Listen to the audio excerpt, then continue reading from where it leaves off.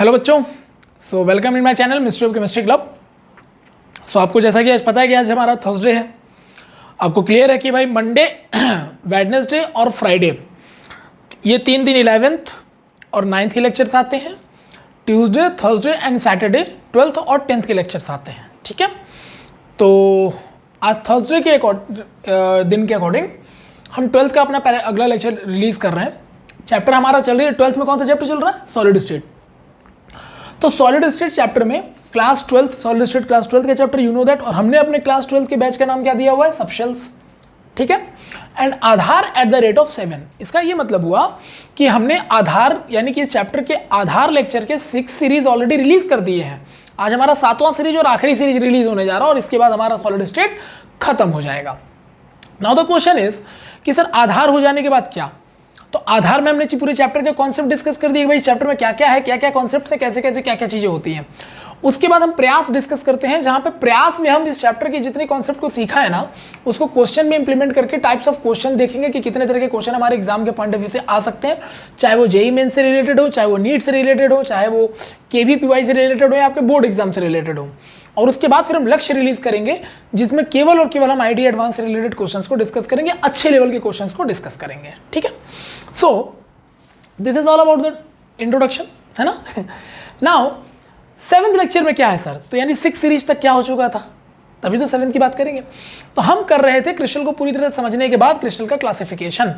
सबसे पहले हम लोगों ने क्रिस्टल का classification on the basis of bonding किया था, जिसमें हमने बॉन्ड के बिहाफ पर क्रिस्टल को डिवाइड किया था, जिसमें आयनिक क्रिस्टल, मॉलिक्यूलर क्रिस्टल, नेटवर्किंग और कोवेलेंट क्रिस्टल और एक और कौन सा मेटालिक क्रिस्टल जनरेट हुए थे, क्योंकि इतने तरह के बॉन्ड होते तो इतने तरह के क्रिस्टल थे। उसके बाद हम लोगों ने डिस्कस किया crystal on the basis of ions location. अगर हम आयनिक क्रिस्टल की बात करें तो उनके आयंस के लोकेशन जब चेंज होते हैं तो कितने तरह के क्रिस्टल बन सकते हैं। उसमें हमने एबी टाइप क्रिस्टल देखा था। एबी टाइप में NaCl, ZnS, CsCl type crystal, उसके फॉलोअर को देखे हम लेंगे। उसके बाद AB2 टाइप क्रिस्टल जिसको फ्लोराइड स्ट्रक्चर बोला गया, A2B टाइप जिसको एंटी फ्लोराइड स्ट्रक्चर बोला गया। फिर आपको स्पाइनल स्ट्रक्चर से मैंने इंट्रोड्यूस कराया, फिर इनवर्स स्पाइनल से इंट्रोड्यूस कराया। हर जगह की अलायंस का इधर उधर खाली इधर उधर मिसमैनेज हो जाता है, इसलिए नाम बदल जाते हैं। फिर मैंने आपको पर्वोस्कैट स्ट्रक्चर से इंट्रोड्यूस कराया, फिर मैंने आपको कोरेंडम स्ट्रक्चर से इंट्रोड्यूस कराया। उसके बाद हमने जब सारे टाइप्स ऑफ आयनिक क्रिस्टल को डिस्कस कर लिया on the basis of their ions location, फिर हम लोगों ने क्रिस्टल को उसके अरेंजमेंट के बेसिस पे क्लासीफाई किया। और अरेंजमेंट के बेसिस पे क्लासीफाई कैसे किया? तो भाई 1 डायमेंशन, 2 डायमेंशन, 3 डायमेंशन अरेंजमेंट होता है। बेसिकली क्रिस्टल हमारे 3D होते तो ये 3D अरेंजमेंट को ही फॉलो अप करेगा, लेकिन 3D अरेंजमेंट को समझने के लिए हमको 2D अरेंजमेंट का पता होना चाहिए।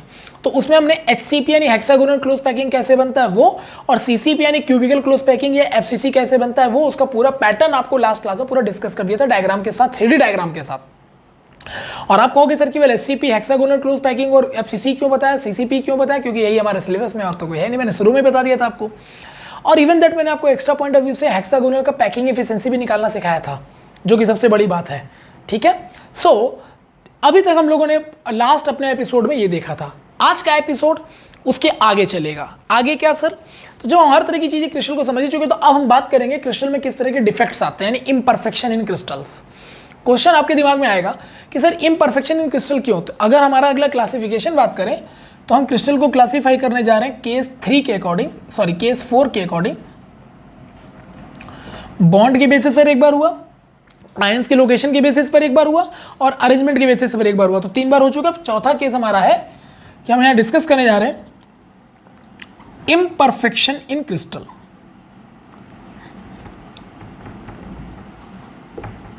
ठीक है, इम्परफेक्शन इन क्रिस्टल्स।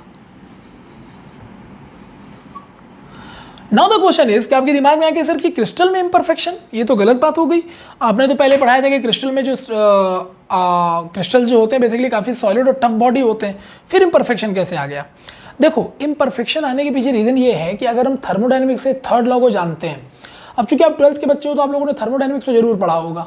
तो थर्मोडायनेमिक्स में 3rd लॉ आया था, और 3rd लॉ हो सकता है कई लोगों ने ना भी पढ़ा हो, तो मैं बोल रहा हूं उसको सुनिएगा। 3rd लॉ कहता है थर्मोडायनेमिक्स का कि अगर मतलब कोई भी अगर हम क्रिस्टल लेते हैं तो एट 0 केल्विन पर किसी भी क्रिस्टल का जो एंट्रोपी होता है वो 0 हो जाता है। मतलब ये कि 0 केल्विन पर अगर आप क्रिस्टल को ले गए, 0 केल्विन मतलब -273 डिग्री सेंटीग्रेड पर अगर आप क्रिस्टल को ले जाते हो तो उसका एंट्रोपी 0 हो जाता है। और एंट्रोपी क्या है आपको पता ही होगा। एंट्रोपी का मतलब होता है रैंडमनेस। अब आप बताओ, अगर 0 केल्विन पर बोल रहा है कि क्रिस्टल का एंट्रोपी 0 है, इसका मतलब 0 केल्विन पर आप ये कह सकते हो कि जो क्रिस्टल्स के एटम्स है वो कहीं भी रैंडमली मूव नहीं कर सकते, टाइटली पैक्ड हो चुके हैं। लेकिन सर 0 केल्विन तो -273 डिग्री सेंटीग्रेड होता है, वो टेम्परेचर तुम्हारे आसपास है भी नहीं, उससे कई ज़्यादा अधिक टेम्परेचर पे हम रहते हैं। तो हमारे आसपास के जो क्रिस्टल वो -273 डिग्री सेंटीग्रेड या 0 केल्विन पे तो है नहीं सर। तो इसका मतलब वहाँ पर एंट्रोपी होता होगा, और अगर एंट्रोपी होगा तो रैंडमनेस भी आएगा, और रैंडमनेस आएगा तो डेफिनेटली रैंडमनेस की वजह से आयंस या एटम्स मूव करेंगे, उसकी वजह से उसमें डेफिनेटली डिफेक्ट्स यानी इम्परफेक्शंस आएगा। यानी कि थर्ड लॉ के थर्मोडायनेमिक्स के थर्ड लॉ से ये बात पता चलती है कि 0 केल्विन के अलावा अगर आप एक्सेस टेम्परेचर पे हो तो क्रिस्टल में एटम्स या आयंस में इम्परफेक्शन रहेगा, क्योंकि वहाँ एंट्रोपी रहेगा जिसकी वजह से उसमें मूवमेंट होगा, और उस मूवमेंट की वजह से उसमें डिफेक्ट्स या इम्परफेक्शंस आ सकते हैं। तो ऑब्वियसली ये बात तो कंफर्म होती है, तो इसका मतलब है कि इम्परफेक्शन इन क्रिस्टल होना चाहिए। प्रूफ, तो हम इम्परफेक्शन इन सॉल्ट की बात क्यों करते हैं, कहाँ से आया, समझ में आ गया। नाउ द क्वेश्चन इज कि किसी भी क्रिस्टल में इम्परफेक्शन होते कितनी तरह के हैं। तो देखो, इम्परफेक्शन या डिफेक्ट किसी भी क्रिस्टल में 3 तरह से आता है। एक हो सकता है इलेक्ट्रॉनिक डिफेक्ट यानी इलेक्ट्रॉनिक इम्परफेक्शन, एक होता है पॉइंट डिफेक्ट, पॉइंट इम्परफेक्शन, और एक होता है बेटा लाइन डिफेक्ट। ठीक है, अब देखो इलेक्ट्रॉनिक डिफेक्ट में क्या है कि आप इलेक्ट्रिसिटी प्रोवाइड कराओगे और उसकी वजह से उसमें डिफेक्ट को जनरेट करोगे। ठीक है, पॉइंट डिफेक्ट में पॉइंट्स यानी कि एटम, जैसे मान लो ये है ना, ऐसे एटम्स अरेंज हैं, तो ये एटम यहां से गायब हो गया, तो यहां क्या बचा, खाली पॉइंट ही तो बचा, तो पॉइंट डिफेक्ट। लाइन डिफेक्ट में क्या होगा कि क्रिस्टल मान लो ऐसे एटम्स उसके अरेंज है, तुमने इधर से फोर्स मारा तो ये ऐसा कुछ बिगड़ गया, ये एटम इधर पहुंच गया, ये इधर आ गया, इधर आ गया, इधर आ गया, देख रहे हो ये लाइन में चेंजेस आ गए, तो ये लाइन डिफेक्ट हो गया बेटा। ठीक है बच्चों, सो लाइन डिफेक्ट क्लियर है। पॉइंट डिफेक्ट में एटम अपनी पोजीशन को लॉस कर देगा, और इलेक्ट्रॉनिक डिफेक्ट में क्या होगा कि हम इलेक्ट्रिसिटी प्रोवाइड करा के आयंस का इधर उधर मूवमेंट करा देंगे, जिससे वहां इलेक्ट्रॉनिक डिफेक्ट आ गया। द क्वेश्चन इज कि क्या ये तीनों डिफेक्ट हमारे सिलेबस में है? नहीं, बिल्कुल नहीं। हमारा सिलेबस कहता है कि देखो भाई, हम उस डिफेक्ट को ज़्यादा अच्छे से बेहतर से समझ पाते हैं जो हमारे आसपास ज़्यादा एग्जिस्ट करती हैं, तो इसलिए सिलेबस में उसी को रखा जाए कि 11-12 का जो बच्चा होता है ना, उसके लेवल पे ही बातें की जाए। तो बेटर है कि हम यहाँ पर केवल अपने सिलेबस में किसको काउंट करेंगे बताओ, पॉइंट डिफेक्ट्स को, यानी no line defect, no electronic defect. हालांकि मैंने आपको बता दिया कि इलेक्ट्रॉनिक डिफेक्ट या लाइन डिफेक्ट होता कैसे, मैंने करके बताया आपको अभी, लेकिन सिलेबस हमारा किसको अलाउ करता है, पॉइंट डिफेक्ट्स को। नाउ द क्वेश्चन इज कि पॉइंट डिफेक्ट होता क्या, तो तुमको समझ में आ गया कि भाई एटम्स के अरेंजमेंट है, एटम सारे स्फेरिकल्स होते हैं, तो वही एटम कहीं ना कहीं डिसलोकेट हो जाए, इधर उधर भाग जाए, तो वो पॉइंट तो खाली हो गया ना, तो इसको क्या बोलोगे, पॉइंट डिफेक्ट। ठीक है, अब एक दीवार है, दीवार के बीच में से आपने कुछ होल करके एक ईंट को निकाल दिया, तो पूरी दीवार थोड़ी ना गिर जाएगी, नहीं ना गिरेगी, लेकिन वहाँ एक होल आ जाएगा, क्योंकि वहाँ से आपने एक ईंट हटा दिया है, तो ईंट की वजह से स्पेस खाली हो गया, तो जिसको क्या बोलोगे, पॉइंट डिफेक्ट, क्योंकि वहाँ एक पॉइंट खाली हो गया है। ठीक है, सो ये हमारा सिलेबस है। नाउ द क्वेश्चन इज कि पॉइंट डिफेक्ट कितने तरह के होते हैं। तो देखो, पॉइंट्स के डिफेक्ट 2 तरह के हो सकते हैं, जिसमें से एक डिफेक्ट होता है स्टोक्योमेट्रिक डिफेक्ट, और एक होता है नॉन स्टोक्योमेट्रिक डिफेक्ट।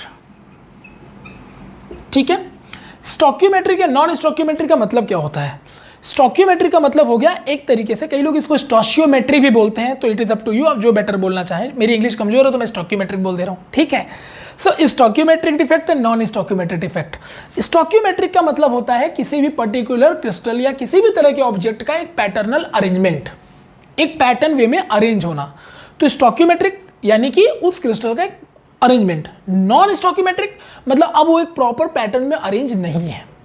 ठीक है, सो डेफिनेशन क्लियर है। नाउ द क्वेश्चन इज कि सर ये स्टोक्योमेट्रिक डिफेक्ट का मतलब क्या हुआ कि आप बोल रहे हो ये पैटर्नल अरेंजमेंट की बात करता है, तो यानी ये एक ऐसा डिफेक्ट होगा, स्टोक्योमेट्रिक डिफेक्ट एक ऐसा डिफेक्ट होगा जहां पर, यानी स्टोक्योमेट्रिक एक ऐसा पॉइंट डिफेक्ट होगा जहां पर डिफेक्ट आने के बाद भी उस क्रिस्टल का अरेंजमेंट चेंज ना हो। जबकि नॉन स्टोक्योमेट्रिक डिफेक्ट एक ऐसा पॉइंट डिफेक्ट होगा जिसमें डिफेक्ट आने के बाद उसके इंटरनल अरेंजमेंट में भी चेंजेस देखने को मिले। एग्जाम्पल के तौर पे अगर मान लो हम इंसान है, हम इंसानों का शरीर का ढांचा क्या है, फिक्स है, 206 हड्डियां हैं, है ना। हम हो चाहे मोटा आदमी हो चाहे पतला कैसा भी आदमी हो, शरीर का जो इंटरनल स्ट्रक्चर वो फिक्स है। अब हमें मान लो मैंने ब्लेड से मेरा हाथ यहां से कट गया हल्का सा, तो ये डिफेक्ट तो है ना, एक डिफेक्ट तो है ना यार। लेकिन क्या इस डिफेक्ट की वजह से आपके बॉडी के इंटरनल पार्ट्स में कोई प्रॉब्लम है? क्या उसका डिफेक्ट पूरा हिल गया? नहीं सर, तो एक ऐसा डिफेक्ट हुआ बताओ, स्टोकियोमेट्रिक। क्या अरेंजमेंट फिक्स है, डिफेक्ट है लेकिन अरेंजमेंट फिक्स है, ठीक। लेकिन अब आप सोचो कि भाई अनफॉर्चुनेटली किसी का बहुत ज़्यादा गंदा वाला एक्सीडेंट हो गया, रोड एक्सीडेंट हो गया, और उसकी वजह से ना उसके पैर की एक हड्डी ना पूरी तरह से बर्बाद हो चुकी थी, तो उसमें रॉड डाल दिया गया। सो नाउ उसका जो अरेंजमेंट है ना वो चेंज हो जाएगा, क्योंकि अब वो इंसान पूरी तरह से प्रॉपर ऐसे नहीं खड़ा हो सकता, उसका एक पैर छोटा या एक बड़ा ऐसा हो सकता है, तो इस तरह से उसके इंटरनल अरेंजमेंट में ही चेंजेस आ गए। तो this is called non stoichiometric defect. ठीक है, क्लियर है, बात समझ में आ गई? यहां तक क्लियर है ना पूरा? किसी इंसान को कम सुनाई देता है तो ये कौन सा डिफेक्ट है? स्टोकियोमेट्रिक, क्योंकि उससे उसके अरेंजमेंट में फर्क नहीं पड़ा। नॉन स्टोकियोमेट्रिक का मतलब हाथ ऐसा टूट गया कि मतलब ये हड्डियां जोड़ नहीं पाई, तो इसमें अंदर रॉड डाल दिया गया, तो अरेंजमेंट चेंज होगा, पक्का है, क्योंकि जैसा हड्डियों का स्पेस या जिस तरह का हड्डियों का फंक्शन नहीं था वैसा रॉड का नहीं हो सकता। सो ये अरेंजमेंट में ही चेंज आ गया, तो that is called non stoichiometric defect. I hope ये बेटर एग्जांपल हो गया होगा। ठीक है, नाउ द क्वेश्चन इज कि सर स्टोकियोमेट्रिक या नॉन स्टोकियोमेट्रिक कितने तरह के हो सकते हैं? तो देखो, अगर हम स्टोकियोमेट्रिक और नॉन स्टोकियोमेट्रिक की बात करें, तो सबसे पहले हम अगर स्टोकियोमेट्रिक की बात करें तो स्टोकियोमेट्रिक डिफेक्ट भी दो तरह के होते हैं, जिसमें से एक होता है वैकेंसी डिफेक्ट और एक होता है इंटरस्टिशियल डिफेक्ट। इंटरस्टिशियल डिफेक्ट, ठीक है,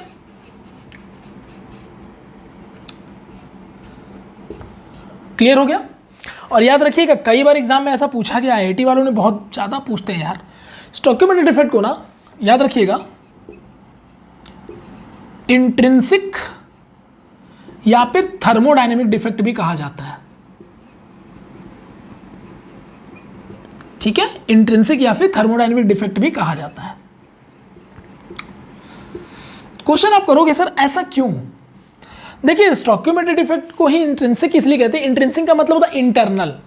तो भाई स्टोकियोमेट्रिक में क्या होना है, अरेंजमेंट तो चेंज होना नहीं, तो उसका जो भी डिफेक्ट होगा इंटरनली होगा ना, तो इसीलिए इसको इंट्रिंसिक नाम दे दिया गया। और थर्मोडायनेमिक इसलिए बोल दिया क्योंकि थर्मो मतलब हीट हो गया बेटा, यानी कि इस डिफेक्ट में हीट का अच्छा रोल होता है, मतलब अगर इसमें हीट हम क्रिस्टल को ज्यादा देते चले गए तो हो सकता है कि स्टोकियोमेट्रिक डिफेक्ट ज्यादा आ जाए। ठीक है, तो इसलिए इसको इंट्रिंसिक या थर्मोडायनेमिक डिफेक्ट भी कहा जा सकता है। तो नाम बदल के पूछेगा तो कंफ्यूज मत होइएगा। और स्टोकियोमेट्रिक डिफेक्ट दो तरह के हो गए, वैकेंसी और इंटरस्टिशियल डिफेक्ट। अब ये क्या होता है वो भी समझा देता हूँ। अब आपसे क्वेश्चन करा जाएगा कि सर ये जो डिफेक्ट है किस तरह के क्रिस्टल्स में आते हैं, तो बताओ भाई, तुम्हारे पास बॉन्डिंग के यहाँ पे कितने तरह के क्रिस्टल, मेटालिक क्रिस्टल्स हैं, आयनिक क्रिस्टल्स हैं, कोवेलेंट क्रिस्टल्स हैं, मॉलिक्यूलर क्रिस्टल्स हैं। जनरली ये आयनिक और कोवेलेंट क्रिस्टल दोनों में पाए जाते हैं। ठीक है, और आपको सच बताऊं तो आयनिक और कोवेलेंट दोनों में ये पाए जरूर जाते हैं, लेकिन हमें पढ़ना केवल आयनिक क्रिस्टल में है, कोवेलेंट क्रिस्टल में हमें ये डिफेक्ट डिस्कस नहीं करना है। और मैं आयनिक में ही जब इनको समझाऊंगा ना तो कोवेलेंट का भी आपको आइडिया लग जाएगा।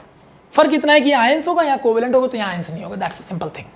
ओके, सो स्टोकियोमेट्रिक डिफेक्ट को हमने कितने पार्ट में डिवाइड किया, वैकेंसी और interstitial. Now the question is what do you mean by the vacancy defect, what do you mean by the interstitial defect. तो ध्यान से सुनते जाइएगा और इसको हो सकता है नोट्स में लिख भी लीजिएगा, क्योंकि डेफिनेशन इसके एग्जाम में नहीं आने वाली, तो इसलिए मैं डेफिनेशन नहीं लिखवा रहा हूँ, आपको प्रॉपर बताता जा रहा हूँ। ठीक है, तो आप अपने लैंग्वेज में इसको लिख सकते हो। वैकेंसी डिफेक्ट में क्या होगा सर, यानी कि वैकेंसी डिफेक्ट एक तरह का स्टोकियोमेट्रिक डिफेक्ट है, मतलब इस तरह कोई ऐसा डिफेक्ट जहां पर क्रिस्टल के अरेंजमेंट में कोई एटम मान लो अपनी जगह छोड़ दिया तो वो एरिया वैकेंट हो गया, खाली पड़ गया, तो वैकेंसी डिफेक्ट। अब उसकी वैकेंसी आने से उसके अरेंजमेंट में कोई चेंज नहीं आया, तो इसीलिए स्टोकियोमेट्रिक के अंदर काउंट हो रहा है। ठीक है, तो वैकेंसी डिफेक्ट में क्या होगा, कोई एटम या आयंस अपनी जगह लूज कर देगा, वहां जगह खाली हो गया। अरे 10 लोगों को कुर्सियों में ना अरेंजमेंट करके बैठा दो, सीधे सीधे सबको बैठा दो, बारात में आए थे है ना, कुर्सी में बैठा दिया। अब उसमें से एक बंदा उठ के चला गया तो कुर्सी खाली है ना, लेकिन अरेंजमेंट में कोई बदलाव आया क्या? नहीं सर, वैकेंसी डिफेक्ट है। ठीक है, तो अरेंजमेंट में बदलाव नहीं आया लेकिन कोई एक चीज खाली हो गई, कुछ जगह खाली रह गई, that defect is called the vacancy defect. Interstitial defect क्या होता है? इंटरस्टिशियल मतलब होता है स्पेस। होता क्या है कि जब एटम्स अरेंज होते हैं ना तो उनके इधर बीच बीच में स्पेस आते रहते हैं, उन स्पेस को इंटरस्टिशियल साइट कहा जाता है। और उस इंटरस्टिशियल साइट में कोई आकर के बैठ जाए तो हो गया इंटरस्टिशियल डिफेक्ट। जैसे सपोज करिए 1 2 3 4 5 6 7 ऐसे लोगों को आपने बैठा रखा है, 1 2 3 4 5 6 7 ऐसे फिर से बैठा रखा है, 1 2 3 4 5 6 7 फिर से ऐसे बैठा रखा है। ऐसे ना होता है यार, क्लास स्कूल रूम में बैठो, कॉलेज रूम में बैठो, कहीं पार्टी फंक्शन में जाओ तो भी ऐसे अरेंज करते हो, सिनेमा हॉल मूवी देखने जाओ तो भी एक प्रॉपर अरेंजमेंट होता है। अब हुआ क्या, कोई आया बेवकूफ़ कहीं का बाहर से, या उसी के अंदर का कोई अपना चेयर छोड़ के यहाँ आके बैठ गया, यहाँ देखो बैठ गया, तो ये दिख रहा है आपको, ये एक लेयर है, ये दूसरा लेयर है, ये तीसरा लेयर है, इसके जो बीच का जो स्पेस है ना, इसी को इंटरस्टिशियल साइट कहा जाता है। ठीक है बेटा, क्या कहते हैं इसको? इंटरस्टिशियल साइट कहा जाता है। और इसी इंटरस्टिशियल साइट पर ना कोई इन्हीं में से कोई आकर के इधर आके बैठ गया, तो इससे क्या आया? अरे बैठना तो यहाँ था, बैठ यहाँ गया, तो डिफेक्ट नहीं आएगा यार, पैटर्न चेंज नहीं हो जा रहा है। यस सर, ठीक है, लेकिन अरेंजमेंट में बदलाव नहीं आएगा। भाई ये बंदा यहां से उठ के यहां आके बैठ गया तो क्या पूरा अरेंजमेंट बदल गया क्या? नहीं, कुर्सियां तो वहीं लगी हुई ना। मान लो थिएटर में है, एक आदमी यहां से उठ के बीच में आके खड़ा हो गया, तो कुर्सियां तो वैसे ही लगी रहेंगी ना, तो अरेंजमेंट तो वही रहेगा, खाली एक बंदा इधर उधर खिसक रहा है इंटरस्टिशियल साइड पे। तो इसलिए इस डिफेक्ट को कहेंगे interstitial defect. I hope it is clear. ठीक है, तो पॉइंट यानी वैकेंसी डिफेक्ट में क्या होगा कि कोई एक जगह, कोई आयंस या एटम अपनी जगह छोड़ देगा तो एरिया खाली पड़ जाएगा, वैकेंसी डिफेक्ट। और इंटरस्टिशियल में कि कोई आयंस या एटम अपने इंटरस्टिशियल साइट में मूव कर जाएगा, तो इंटरस्टिशियल डिफेक्ट। ठीक है, और ये दोनों डिफेक्ट, ये जो डिफेक्ट है स्टोइकियोमेट्रिक, ये कोवेलेंट और आयनिक दोनों में आता है, लेकिन हमें डिस्कस किस में करना है? केवल आयोनिक में। और नॉन स्टोइकियोमेट्रिक डिफेक्ट क्या होगा सर? ये डिफेक्ट मैंने बताया ना कि ये डिफेक्ट आने से कंपाउंड के स्ट्रक्चर में या इंटरनल अरेंजमेंट चेंजेस नहीं आते, सॉरी, उसका इंटरनल अरेंजमेंट चेंज हो जाता है। जबकि स्टोइकियोमेट्रिक में डिफेक्ट आने से भी उसका अरेंजमेंट चेंज नहीं होता, जबकि इसमें अरेंजमेंट चेंज होता है। मैंने एग्जांपल दे दिया। अब नॉन स्टोइकियोमेट्रिक डिफेक्ट दो तरह के होते हैं। एक होता है मेटल एक्सेस डिफेक्ट, इसकी वजह से अरेंजमेंट चेंज होगा। और एक होता है मेटल डेफिशिएंसी डिफेक्ट, इसकी वजह से अरेंजमेंट चेंज होगा। तो अगर अरेंजमेंट चेंज हो रहा है तो नॉन स्टोइकियोमेट्रिक, क्योंकि उसका अरेंजमेंट अब सेम नहीं रहा, तो मेटल डेफिशिएंसी डिफेक्ट। ठीक है बेटा, तो स्टोइकियोमेट्रिक यानी कि ये दोनों, इसमें दो ही तरह के डिफेक्ट आएंगे, और इन्हीं दोनों के डिफेक्ट, इन दोनों के डिफेक्ट आने के बावजूद भी इसका उसका अरेंजमेंट फिक्स रहेगा, तो स्टोइकियोमेट्रिक। इन दोनों डिफेक्ट के आने की वजह से उसका अरेंजमेंट फिक्स नहीं होता, तो नॉन स्टोइकियोमेट्रिक। क्योंकि नॉन स्टोइकियोमेट्रिक मतलब अपने स्टोइकियोमेट्रिक में नहीं है, अपने अरेंजमेंट में नहीं है। सो आई होप ये इंट्रो पूरा क्लियर हो गया होगा। ठीक है, now we are going to discuss one by one कि यार क्या क्या डिफेक्ट्स हैं इसमें। ठीक है, तो देखो भाई, डिफेक्ट्स क्या होते हैं, everything I already told you. Now the question is, in defects को डिस्कस कैसे करें? तो भाई हमने पहले ही बता दिया कि दो डिफेक्ट्स में मैंने इसको क्लासीफाई कर लिया, तो हमारे लिए पढ़ना क्या हो जाएगा? आसान हो जाएगा। तो सबसे पहले हम इसमें डिस्कस करने जा रहे हैं स्टोइकियोमेट्रिक डिफेक्ट। ठीक है, तो अगर सिंपल एक लाइन में इसको लिखना तो क्या लिखोगे? डिफेक्ट्स विद फिक्स्ड अरेंजमेंट, मतलब अरेंजमेंट में चेंज नहीं आने वाला, लेकिन फिर भी उसके बावजूद डिफेक्टेड है। ठीक है, समझ में आ रहा? इंसान को बाहर से देखो तो लगता है अरे यार परफेक्ट है, कोई कमी नहीं है, मुंह खोलता है तो अरे यार ये तो बड़ा बकवास टाइप का आदमी है। तो कैसा डिफेक्ट है? स्टोइकियोमेट्रिक, क्योंकि अरेंजमेंट तो सब फिक्स है, लेकिन डिफेक्ट था उसके अंदर, उसके बोलने के तरीके में, उसके बिहेवियर में, किसी भी चीज़ों में। ठीक है, सो डिफेक्ट तो है लेकिन विद अरेंजमेंट फिक्स्ड है ना। अब इसमें मैंने दो डिफेक्ट बताए थे, एक वैकेंसी और एक इंटरस्टिशियल, तो दोनों को देख लेते हैं एक बार, है ना।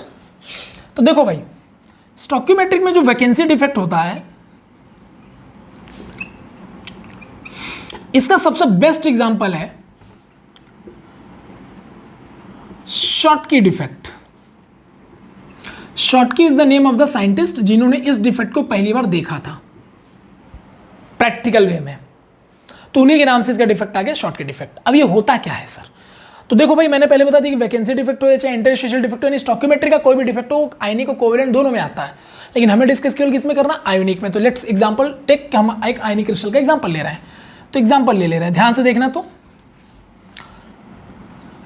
सपोज मैंने एक आयनिक क्रिस्टल लिया, ध्यान से देखिएगा, ठीक है, बहुत इंपॉर्टेंट चीज है ये।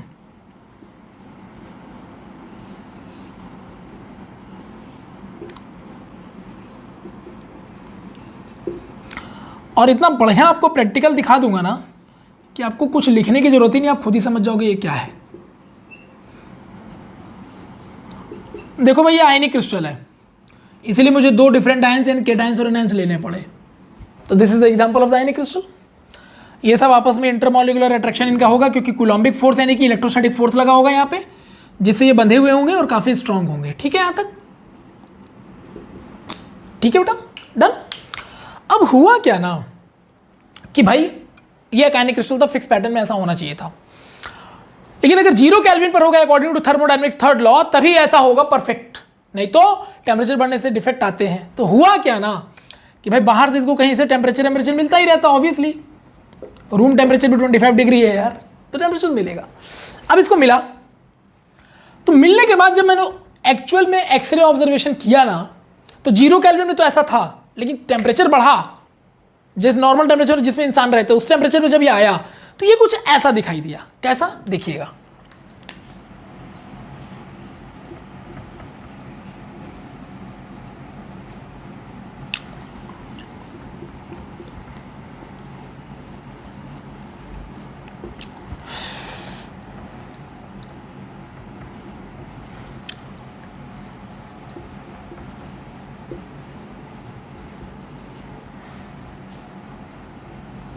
बहुत मजा आ जाएगा, इसको ध्यान से एक बार देख लो, कहानी खत्म है।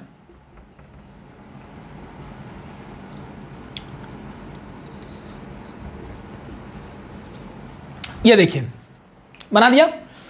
अब यहां भी देखो अट्रैक्शन तो है,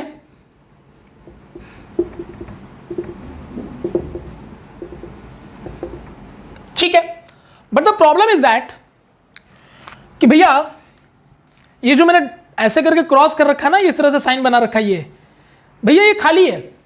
यहां से माइनस चार्ज था बड़ा वाला, वो गायब हो गया। देखो ना, यहां माइनस चार्ज था, ये देखो माइनस चार्ज गायब हो गया। ये देखो केटायन चार्ज गायब हो गया। ये देखो एनायन चार्ज गायब हो गया। ये देखो केटायन चार्ज गायब हो गया। ओहो, ये तो अपनी जगह से ही चला गया, मतलब वो जगह खाली हो गया भैया, पूरा खाली पड़ा हुआ। यू कैन सी नाउ, ये पूरा जो एरिया है ना, ये वाला पूरा वैकेंट है, ये देखो खाली पड़ा हुआ है, कुछ है ये नहीं है। और सबसे बड़ी चीज नोटिस किया तुम लोगों ने कि जितना पॉजिटिव आयन गया है ना, उतना ही नेगेटिव आयन भी गया है। जितना पॉजिटिव आयन गया बेटा, उतना ही नेगेटिव आयन भी गया बच्चों। तो जितना पॉजिटिव आयन गया उतना ही नेगेटिव आयन गया, तो इसका मतलब है कि पहले भी ये न्यूट्रल था, number of positive number of negative neutral ही होगा, यानी क्रिस्टल तो न्यूट्रल होते हैं, और अभी भी ये न्यूट्रल है, क्योंकि जितने पॉजिटिव आयंस का लॉस हुआ उतना ही नेगेटिव आयंस का भी लॉस हुआ है। डन, यानी न्यूट्रलिटी मेंटेन है। लेकिन ये वाला एरिया खाली, ये वाला एरिया खाली, ये वाला एरिया खाली, ये वाला एरिया खाली, तो बताइए ये सब क्या है? सर ये तो वैकेंसी है। वैकेंट है, पूरा खाली पड़ा हुआ है। तो बताइए कौन सा डिफेक्ट हो गया? Correct, vacancy defect. तो इस तरह से इस आयनिक क्रिस्टल में वैकेंसी डिफेक्ट आया। अगर तुम कोवेलेंट लेते तो आयंस नहीं दिखाते, बस इस तरह से एटम बना देते, तो वो भी उसमें से कहीं ना कहीं कोई ना कोई एटम गायब हो जाता। तो यहां से भी गायब हो गया। डन। बस ये ध्यान रखिएगा कि गायब तो होता है, लेकिन रैंडमली नहीं, जितने पॉजिटिव उतने ही नेगेटिव जाएंगे, ताकि क्रिस्टल को न्यूट्रल बनाना वहां मेन मोटो है, क्योंकि अगर न्यूट्रल नहीं रहेगा तो फिर वो क्रिस्टल नहीं रहेगा। ठीक। So this defect is called Schottky defect, and the Schottky defect is the example of vacancy defect, and the vacancy defect is the part of stoichiometric defect. You can see here कि जो pattern का arrangement था वही arrangement यहां पर भी है। भले वो आयंस यहां से लूज हो गए, यानी वैकेंट हो गए, वैकेंसी डिफेक्ट आ गया, लेकिन स्टोइकियोमेट्री में कोई बदलाव नहीं आया, यानी अरेंजमेंट अभी भी सेम है। इसलिए this defect is also belongs to the stoichiometric defect. Done. Is it clear? Now the question is कि सर ये शॉटकी डिफेक्ट तो हमें समझ में आ गया कि होता क्या है, कि मतलब same number of ions lose their own position. This is called vacancy defect और शॉटकी डिफेक्ट। क्वेश्चन इज कि ध्यान से सुनिएगा कि सर ये जो स्पेस हमने आपको बताया था थोड़ी देर पहले, देखो ये एक लेयर हो गया, एक लेयर ये, दूसरा लेयर ये, तीसरा लेयर ये, 3 लेयर है ना। तो इनमें जो बीच में तुम्हें स्पेस दिखाई दे रहा है, ये देखो, तो ये जो बीच में स्पेस तुम्हें दिखाई दे रहा है, ये देखो, ये बीच में जो स्पेस दिखाई दे रहा है इन लेयर्स के बीच में, इन स्पेस को कहा जाता है इंटरस्टिशियल साइड। मैं पहले भी बता चुका हूं आपको, क्या बोलते हैं इसको? इंटरस्टिशियल साइट या इंटरस्टिशियल स्पेस। तो इधर कोई नहीं आया है, अपनी अपनी जगह छोड़ के निकल गया, लेकिन इंटरस्टिशियल साइट में कोई नहीं आया। पता है क्यों? इसलिए क्योंकि आप गौर से देखो तो जहां तक मुझे पता है कि एनायन बड़ा होता है और केटायन छोटा होता है, लेकिन फिर भी आप गौर से देखो तो केटायन का साइज भी अच्छा खासा एनायन के लगभग बराबर है। हालांकि एग्जैक्ट बराबर तो हो नहीं सकता एनायंस केटायंस कभी भी, है ना, लेकिन फिर भी इनका साइज अब देखो मैंने काफी बड़ा बना रखा है, यानी लगभग एक दूसरे के लगभग बराबर हैं। और बड़े बड़े अगर केटायंस भी होंगे, बड़े एनायंस भी होंगे, तो ऐसे में ना बड़ा साइज का जो आयंस है वो इस स्पेस में सेट नहीं हो सकता। करेक्ट, क्योंकि बड़े साइज का एटम होगा तो यहां जाके कहां से घुस जाएगा यार। तो इसका मतलब है कि ये आयंस बड़े साइज के होने चाहिए, यानी कि शॉटकी डिफेक्ट लाने के लिए आपको आयंस, एनायंस और केटायंस दोनों के साइज अप्रोक्सीमेटली सेम चाहिए होंगे। डन। अगर मान लो किसी भी एक आयन का साइज बहुत छोटा हो जाए तो ज्यादा छोटा होने की वजह से वो इंटरस्टेशियल साइड में भी एंट्री मार सकता था, वो नहीं मार पाया, मतलब दोनों काफी बड़े साइज के थे, तो ऐसे में लड़ाई हो गई तो भाई बाहर ही जाएंगे, किसी और स्पेस में जा नहीं सकते क्योंकि स्पेस में अलाउ नहीं, क्योंकि साइज इनका बड़ा है। Done, this is all about the shortcut effect. दूसरी चीज, कंडक्टिविटी का क्या हिसाब किताब है? बिल्कुल है, क्योंकि जब आयंस का लॉस हुआ है ना तो ये होल बन गए बेटा, ये जो खाली जगह दिख रहे हैं तुमको, इनको होल कहा जाता है। और ये होल जो है ना, इन होल की तरफ चार्जेस मूव कर सकते हैं, क्योंकि अगर एरिया खाली पड़ा है ना तो नेगेटिव आयन मूव कर सकता है या पॉजिटिव आयन मूव कर सकता है। तो ये जो होल्स बन रहे हैं केटायन और एनायंस के, इनकी तरफ चार्जेस मूव कर सकते हैं, जिसकी वजह से शॉर्टकट इफेक्ट आने के बाद भी वहां कंडक्टिविटी रहती है। ठीक है, कोई पूछ भी सकता है ये क्वेश्चन कि क्या शॉर्टकट इफेक्ट के बाद क्रिस्टल में कंडक्टिविटी एग्जिस्ट करती है? तो यस करती है। और कोई पूछे व्हाई, तो due to the presence of the holes. Ions नहीं है लेकिन खाली जगह तो है ना, तो उधर तो आयंस तो मूव कर ही सकते हैं, और आयंस के मूवमेंट की वजह से कंडक्टिविटी आ ही सकती है। तो रिमेंबर दैट, पहली चीज आपको पता चली कि शॉर्टकट इफेक्ट के लिए आयंस का साइज अप्रोक्सीमेटली बराबर होना चाहिए। दूसरा, क्या कंडक्टिविटी में चेंजेस आते हैं? नहीं, कंडक्टिविटी भी लगभग वहां पर अवेलेबल रहती है। तीसरा, डेंसिटी बता सकते हो क्या दोनों का सेम है कि डिफरेंट है? तो सर जहां तक मैंने पढ़ा है density equal to mass by volume होता है सर, इन्हें डेंसिटी मास पे डिपेंड कर रहा है। तो यहां जितने आयंस है सर एटम्स के, उतने आयंस अब यहां नहीं रहे, यानी इसका जो मास है और इसका जो मास है डिफर हो गया, इसका मास कम हो गया, इसका मास ज्यादा था, क्योंकि यहाँ नंबर ऑफ आयंस या एटम्स ज्यादा थे, यहाँ नंबर ऑफ आयंस और एटम्स कम हो गए, मतलब मास कम हो गया। तो इसका मतलब ये हुआ कि अगर हम बात करें कि इस वाले क्रिस्टल का जब नॉर्मल कंडीशन पे था तो इसकी जो डेंसिटी थी वो अगर मैं मान लेता हूं D1, तो इसकी डेंसिटी में मान लेता हूं D2, तो बताओ बेटा किसकी डेंसिटी बढ़ी, D1 की कि D2 की? Obviously sir D1 is greater than D2, यानी कि सर शॉर्टकट इफेक्ट आने के बाद क्रिस्टल की डेंसिटी डिक्रीज हो जाती है। ठीक है, तो आप बताओ शॉर्टकट इफेक्ट से कितने पॉइंट्स आपको पता चले? पहला, कंडक्टिविटी अवेलेबल रहती है due to presence of the hole, इसलिए आयंस इस होल्स में मूव कर सकते हैं, इसलिए कंडक्टिविटी प्रेजेंस रहती है। दूसरा, शॉर्टकट इफेक्ट के लिए आयंस और केटायंस का साइज अप्रोक्सीमेटली बराबर होना चाहिए, अगर बराबर नहीं है, ज्यादा छोटा बड़ा हो गया तो एंट्री साइड में एंट्री कर सकता है, तो शॉर्टकट इफेक्ट नहीं होगा फिर। तो दोनों आयंस अगर बड़े होंगे तभी वो अपना साइज छोड़ के बाहर निकलेंगे। तो यानी पहला कंडीशन कि कंडक्टिविटी वहां रहती है, दूसरी कंडीशन आयंस केटायन के साइज में अप्रोक्सीमेटली इक्विवेलेंसी होनी चाहिए, और तीसरा कि शॉर्टकट इफेक्ट आने से डेंसिटी क्या होती है? डिक्रीज होती है। तो इन्हीं 3 पॉइंट्स पर शॉर्टकट इफेक्ट से क्वेश्चन आपसे पूछे जाते हैं। ठीक है, let's see for the next one. Okay, तो एक बात बताओ यार, इसके एग्जांपल से अगर कोई बोल दे कि भैया ऐसा है, शॉर्टकट इफेक्ट के कुछ एग्जांपल दो, और रटना नहीं है, तो क्या है कंडीशन कि एनायंस और केटायन के साइज अप्रोक्सीमेटली सेम होने चाहिए। तो बताओ ऐसा कब होता है? तो बताओ, AgCl हो गया, करेक्ट है कि नहीं बोलो? AgBr हो गया, AgI हो गया, these are the examples of the shortcut effect. Why sir? Ions और केटायंस की साइज क्या होनी चाहिए? नहीं यार, ये अगर देखेंगे तो यहाँ तो Ag तो छोटे छोटे हो जाएंगे ना, sorry KCl, NaBr, NaI, NaCl, these are the example sir. Why sir? Because ध्यान से सुनिएगा, आप ये पीरियोडिक टेबल जानते हो, ये S ब्लॉक होता है, ये D ब्लॉक होता है, ये P ब्लॉक होता है। बेटा S ब्लॉक के एलिमेंट ये होते हैं ना, सोडियम, पोटेशियम, लाइक दैट, और इधर जाने पे बेटा साइज क्या होता है? घटता है। लेफ्ट साइड जाने पे साइज घटेगा ना, तो बड़े साइज के एलिमेंट कौन होंगे? S। करेक्ट है ना? और आपको एनायंस और केटायंस दोनों लगभग बड़े साइज के ही चाहिए। तो अगर आपको दोनों लगभग बड़े साइज की चाहिए तो बड़े साइज का केटायन कौन होगा? S ब्लॉक का एलिमेंट। करेक्ट। तो एनायंस तो खैर सारे बड़े ही होते हैं, तो एनायंस तो आप कोई भी ले सकते हो, क्लोराइड ले लो, ब्रोमाइड ले लो, आयोडाइड ले लो, ठीक है। केटायंस बड़ा कौन होगा? एस ब्लॉक का। तो क्या याद रखोगे कि शॉर्टकट इफेक्ट ज्यादातर कौन दिखाएगा? S block metals. S block के मेटल्स के जो हैलाइड होंगे, एस ब्लॉक मेटल्स के जो क्रिस्टल्स होंगे, उन्हीं में शॉर्टकट इफेक्ट आपको ज्यादा देखने को मिलेगा, क्योंकि एस ब्लॉक के मेटल्स जो होते हैं साइज में बड़े होते हैं, और ये कंडीशन मैंने बताई कि एनायंस और केटायंस की साइज बड़े होनी चाहिए, तभी शॉर्टकट इफेक्ट आ सकता है। Everything's clear? तो 4 ऑप्शन दे के पूछेगा बताओ इनमें शॉर्टकट इफेक्ट कहाँ आ रहा है, तो क्या चेक करोगे कि वहां मेटल का साइज बड़ा कहां पर है। That's a simple thing. Clear? चलो नाउ ये तो हो गया। अब आगे की बात करें तो आगे का क्या कॉन्सेप्ट है जरा समझते हैं।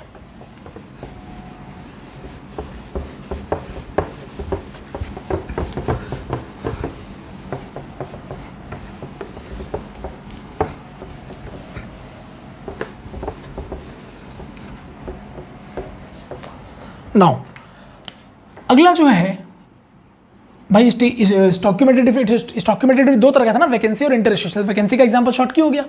अब इंटरस्टिशियल,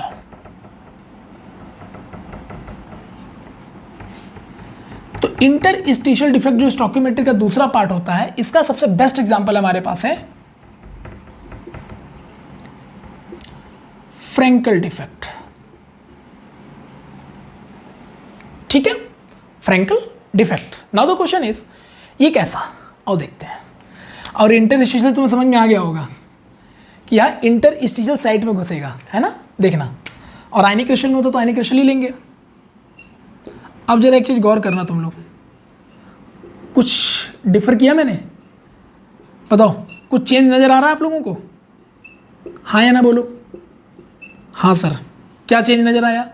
सर यहाँ केटायन आपने जरूरत से ज़्यादा छोटा ले लिया। Yes, correct.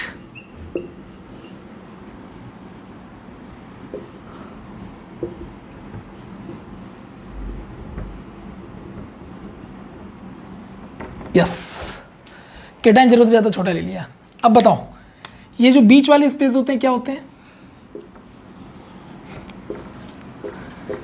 Interstitial site. Okay, अब देखो, मान लो तुमने यहाँ पर, ऑब्वियसली कब आता है जब 0 केल्विन से ज़्यादा टेम्परेचर दे दो, तो तुमने टेम्परेचर दे दिया। अब यहाँ पर क्या हुआ ना, जब टेम्परेचर देखो तो ये आयंस क्या है, इनमें इंट्रोपी है, इधर उधर भाग रहे होंगे। तो जो साइज छोटा वाला केटायन है ना, वो इधर आराम से भाग सकता है। ये देखो इंटरस्टिशियल साइट में आराम से भाग सकता है, क्योंकि छोटा है ना, इस छोटे से स्पेस में आराम से सेट हो जाएगा। तो इंटरस्टिशियल साइट में आयंस की मूवमेंट की वजह से ये डिफेक्ट आ रहा है। तो ये कैसा हो जाएगा सर? देखो ना, एक दिखाते हैं तुमको।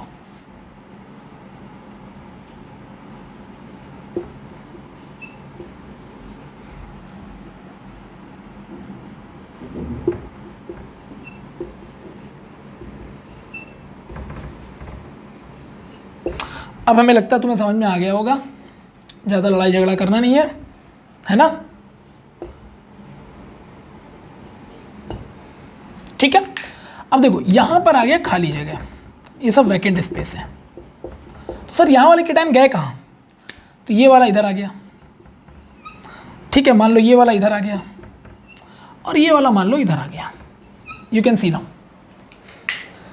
आगे बेटा ये इंटरस्टिशियल साइट था ना, यहीं पर आगे केटायन सेट हो रहा है। ये देखो, मतलब यहाँ पर आयंस ने जगह नहीं छोड़ी है, वो निकल के कहीं और नहीं चला गया है, अंदर ही है। शॉर्टकी में तो बाहर ही निकल गया था, यहाँ अंदर ही है, लेकिन इंटरस्टिशियल साइट में जाके मूव कर गया। और वो कर क्यों पाया? क्योंकि केटायंस का साइज छोटा था।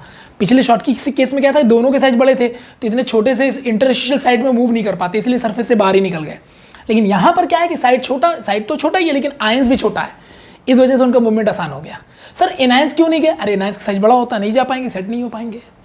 करेक्ट। अब इस डिफेक्ट को नाम दिया गया फ्रैंकल डिफेक्ट। देख सकते हैं, now you have Frenkel defect. लेकिन देखिएगा ध्यान से, क्या आर्गुमेंट का पैटर्न बदला है? नहीं नहीं नहीं, बिल्कुल नहीं। ये भी लेयर, एक ये लेयर और ये लेयर कहीं नहीं बिगड़े, लेयर वैसे कि एज इट इज ही है, खाली छोटे छोटे आयन से इधर उधर मूव कर गए इंटरस्टिशियल साइड पे। इसीलिए इनको इंटरस्टिशियल डिफेक्ट या अब इसको डिफाइन किसने किया? फ्रैंकल ने, तो फ्रैंकल डिफेक्ट के नाम से जाना जाता है। यही अगर आयनिक की जगह कोवेलेंट कंपाउंड लोगे तो उसके जो छोटे वाले एटम्स होंगे वो इधर की तरफ सेट होने लगेंगे। डन। अब नाउ द क्वेश्चन सेम जैसे शॉर्टकी में किया था। चलो बताओ कंडक्टिविटी। सर होल बन रहा है, अगर होल बना है तो आयंस इधर मूव कर सकते हैं, इधर की तरफ आ सकते हैं, इस होल की जगह लेने आ सकते हैं, मतलब कंडक्टिविटी होगी। Yes sir, conductivity done. अच्छा डेंसिटी की बात करो, इसका डेंसिटी मान लिया D1, इसका डेंसिटी मान लिया D2। Can you tell me density change होगा? सर यहाँ जो मास है वो तो आयंस और एटम पे डिपेंड कर रहा है, यहाँ पर भी तो सर किसी चीज़ का लॉस नहीं हो, खाली वो मूव कर गया नहीं तो उधर सर मास में थोड़ी ना चेंज आया है, अभी भी तो उतने ही एटम्स और आयंस हैं। ओहो, मतलब दोनों की डेंसिटी यहाँ पर D1 बराबर D2, यानी there is no change in density. जबकि शॉर्टकी में आया था क्योंकि आयंस मूव कर गए थे, स्पेस छोड़ के चले गए थे, तो एटम्स लूज हो गया था शॉर्टकी में। फ्रैंकल में तो ऐसा कुछ हुआ नहीं है। तीसरा, अब आप मुझे बताओ इसके डिफेक्ट के लिए सबसे इंपॉर्टेंट चीज़ क्या है कि इसमें यानी फ्रैंकल डिफेक्ट आने के लिए केटायंस जितना ज़्यादा स्मॉलर लोगे उतना बेटर, और एनायंस तो ऑलरेडी लार्जर होता है, तो फिर भी लार्जर लिख दे रहा हूँ। ये लो, this is the condition to define Frenkel defects. Schottky का क्या था, केटायंस भी वहाँ पर लार्जर होते हैं और एनायंस भी लार्जर होते हैं, अप्रॉक्सीमेटली सेम साइज के, तभी तो छोटे से स्पेस में मूव नहीं कर पाए थे। यहाँ केटायंस को ज़्यादा छोटा करना होगा ताकि वो इस छोटे से इंटरस्टिशियल साइड में मूव कर सके। तो this is the condition. Now the question is, sir इस बार हमें केटायन स्मॉल चाहिए, तो इसके एग्जाम्पल्स क्या क्या हो सकते हैं? Can anyone tell me what is example of this? ओ हो बड़ा आसान है सर। सर देखो ना, ये ऐसे ये डी और ये पी, अरे सर इधर जाने पे क्या होता है, साइज घटता है, यानी एस ब्लॉक का एलिमेंट मतलब लेना, डी के ले सकते हो क्योंकि पी में मेटल मिलेगा नहीं तो डी में मिलेगा, डी के ले लो। तो यानी कि याद रखिएगा, डी ब्लॉक एलिमेंट्स के सॉल्ट जो क्रिस्टल होते हैं वही इसके एग्जांपल्स हैं। एग्जांपल के तौर पे अगर हम कुछ एग्जांपल लिख दें यहाँ, तो AgCl, AgBr, AgI, you can see now सब सिल्वर के सॉल्ट हैं और सिल्वर डी ब्लॉक का मेंबर है। तो डी ब्लॉक के मेंबर का एटॉमिक इधर से इधर जाने पे साइज क्या होता है, घटता है ना, तो डी का साइज छोटा हो गया। तो डी का साइज छोटा मतलब कि यहाँ के जो मेटल होंगे ज़्यादा छोटे साइज के होंगे, तो छोटे साइज होने की वजह से इंटरस्टिशियल साइड में मूव कर पाएंगे, तो ये वो लोग डिफेक्ट दिखा सकते हैं। एस ब्लॉक वाले बड़े साइज के होते हैं, तो ये कौन सा दिखाएंगे, शॉर्ट के डिफेक्ट दिखाएंगे। लो भाई एग्जाम्पल याद नहीं करना सर, यानी एस ब्लॉक के अगर मेटल के सॉल्ट बन रहे हैं या क्रिस्टल बन रहे हैं तो उसमें डिफेक्ट आएगा शॉर्ट की, क्योंकि बड़े साइज का केटायन है वहाँ पे। और अगर डी ब्लॉक के अगर मेटल के सॉल्ट या क्रिस्टल बना रहे हैं और उसमें जो डिफेक्ट चेक करोगे तो फ्रैंकल, क्योंकि वो साइज छोटे होते हैं, तो छोटे साइज होने की वजह से इंटरस्टिशियल साइड में जा पाते हैं, इसलिए इंटरस्टिशियल डिफेक्ट या फ्रैंकल डिफेक्ट। और बड़े साइज होने की वजह से वो पूरा एटम ही अपने आयंस को लूज कर देता है, सरफेस से ही बाहर निकल जाता है, इसका मतलब वहाँ केटायंस बड़े साइज के होंगे तो शॉर्ट के डिफेक्ट, यानी vacancy defect. I hope everything is clear to all of you. अब इससे क्या क्या क्वेश्चन आ सकता है अब आपको आइडिया लग गया होगा। 4 एग्जांपल देखो, 4 ऑप्शन दे देगा, बोलेगा बताओ which one define Frenkel defect, तो क्या पहचानोगे वहाँ पर, देखोगे क्या कि वहाँ केटायन का साइज सबसे ज़्यादा स्मॉलर कहाँ पर है। अगर शॉर्ट के डिफेक्ट बोलेगा तो क्या चेक करोगे, केटायन का साइज बड़ा कहाँ पर है, कैसे चेक करोगे, पीरियड टेबल में आपको सब कुछ बता दिया। मजा आ गया, ठीक। और एक बात बताऊँ, बोर्ड एग्जाम में फ्रैंकल या शॉर्टकी में से एक का आना तय होता है। सपोज इस साल अगर मान लो फ्रैंकल डिफेक्ट आ गया तो नेक्स्ट ईयर शॉर्टकी आएगा, अल्टरनेट पैटर्न में आते ही है, ठीक है। ओहो लो भाई, तो स्टोकियोमेट्रिक डिफेक्ट के 2 पार्ट होते हैं, एक होता है फ्रैंकल, एक होता है वैकेंसी और एक इंटरस्टिशियल। और वैकेंसी और इंटरस्टिशियल के एग्जांपल्स कौन कौन है, तो वैकेंसी डिफेक्ट को पहली बार देखा शॉर्टकी ने, तो उनके नाम से शॉर्टकी डिफेक्ट, और इंटरस्टिशियल का सबसे पहला एग्जांपल किसने सेट किया था, फ्रैंकल ने, तो फ्रैंकल डिफेक्ट। पहचान, फ्रैंकल डिफेक्ट में केटायन छोटा और शॉर्टकी डिफेक्ट में केटायन बड़ा। तो केटायन छोटा होने से इंटरस्टिशियल साइड में घुस जाएगा तो डेंसिटी चेंज नहीं होगी, क्योंकि एटम तो उतने ही रहने वाले हैं। फ्रैंकल शॉर्टकी डिफेक्ट में आयंस बड़े होते तो सरफेस ही छोड़ देते, तो एटम का मास लॉस हो जाएगा, तो डेंसिटी भी डिक्रीज हो जाएगी। डन। चलो अब अगली बात करते हैं, नॉन स्टोकियोमेट्रिक डिफेक्ट।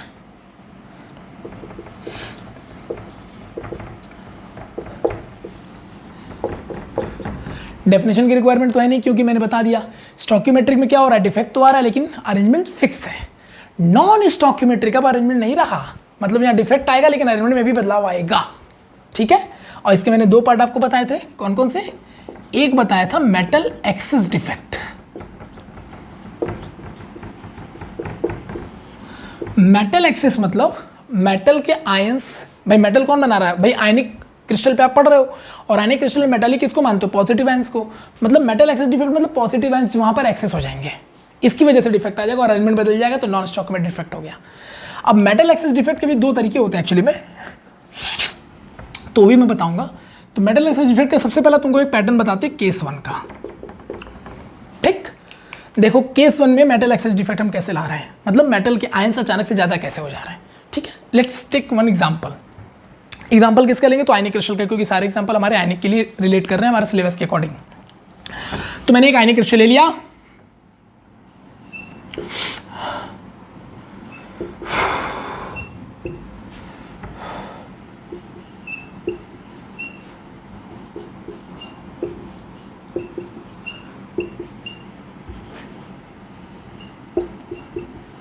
मजा आ रहा होगा। अब इजी जब लगेगा ना भाई तो मज़ा आना तय है बच्चों, ठीक है। यही हमारे चैनल का सबसे बड़ा प्लस पॉइंट है, हर एक चीज़ को पूरा पैटर्न से बताया जा रहा है। पहले हमने ये क्यों नहीं पढ़ा, बाद में इसको क्यों पढ़ रहे, क्योंकि जब हम क्रिस्टल समझ चुके हैं तो उनको पढ़ना आसान हो जाता है, ठीक है। अब जरा ध्यान से समझिएगा, होता क्या है, होता ये है, ये तो नोट कर ही लिया होगा, मेटल एक्सेस डिफेक्ट का एग्जांपल ये होता ये कि देखो क्या हुआ ना, हमने ना ऊपर से एक वेपर पास कराया।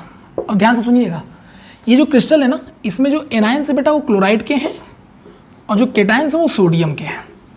तो कुल मिला के क्रिस्टल किसका हो गया, NaCl का। ठीक, अब ऊपर से ना मैंने इसे एक वेपर पास करा रखा, ये देखो ये वेपर है। सर ये वेपर किस चीज का है सर? तो ये जो वेपर आप देख रहे हो ये बेटा सोडियम का वेपर, और इसे सोडियम तो मेटल हो तो वेपर बना देता है। अरे यार 9-10 से पढ़ते हैं यार, सोडियम एक ऐसा मेटल है जो नाइफ से भी कट जाता है, इतना सॉफ्ट मेटल होता है ये, तो वेपर बनाने में क्या जा रहा है। तो सोडियम मेटल को मैंने गर्म किया, सॉफ्ट होने की वजह से तुरंत वेपराइज हो गया, Na+ गैस और ये इलेक्ट्रॉन। ये तो एक एटम की कहानी है, करोड़ों एटम्स होंगे क्योंकि मिनिमम 1 मोल तो आप लोगे ना, और 1 मोल बराबर 6.02 × 10⁻23 इतने आयंस बनेंगे, इतने इलेक्ट्रॉन्स जनरेट होंगे। लेकिन हम अभी एक में एग्जांपल ले रहे हैं जिससे आपका आइडिया लग जाए।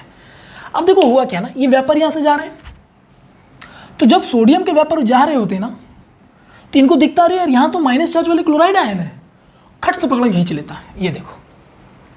तो ये Na+ जो है इस Cl- को पकड़ के खींचा और वहीं पे डिपॉजिट हो गया। ठीक है, इस Cl- को पकड़ के खींचा और NaCl बना लेगा, तो यहीं पर डिपॉजिट होने लगेगा। ये देखो डिपॉजिट हो गया, ये देखो ये NaCl डिपॉजिट हो रहा है। तो ऐसे तो बहुत हो रहे होंगे ना, ये भी माइनस जा सकता है, ये भी जा सकता है, ये भी, लेकिन हम बेटा एक में एग्जांपल दिखा रहे हैं। एक में समझ में आ गया तो बाकियों में तो समझ में आ जाएगा कि क्या पैटर्न है।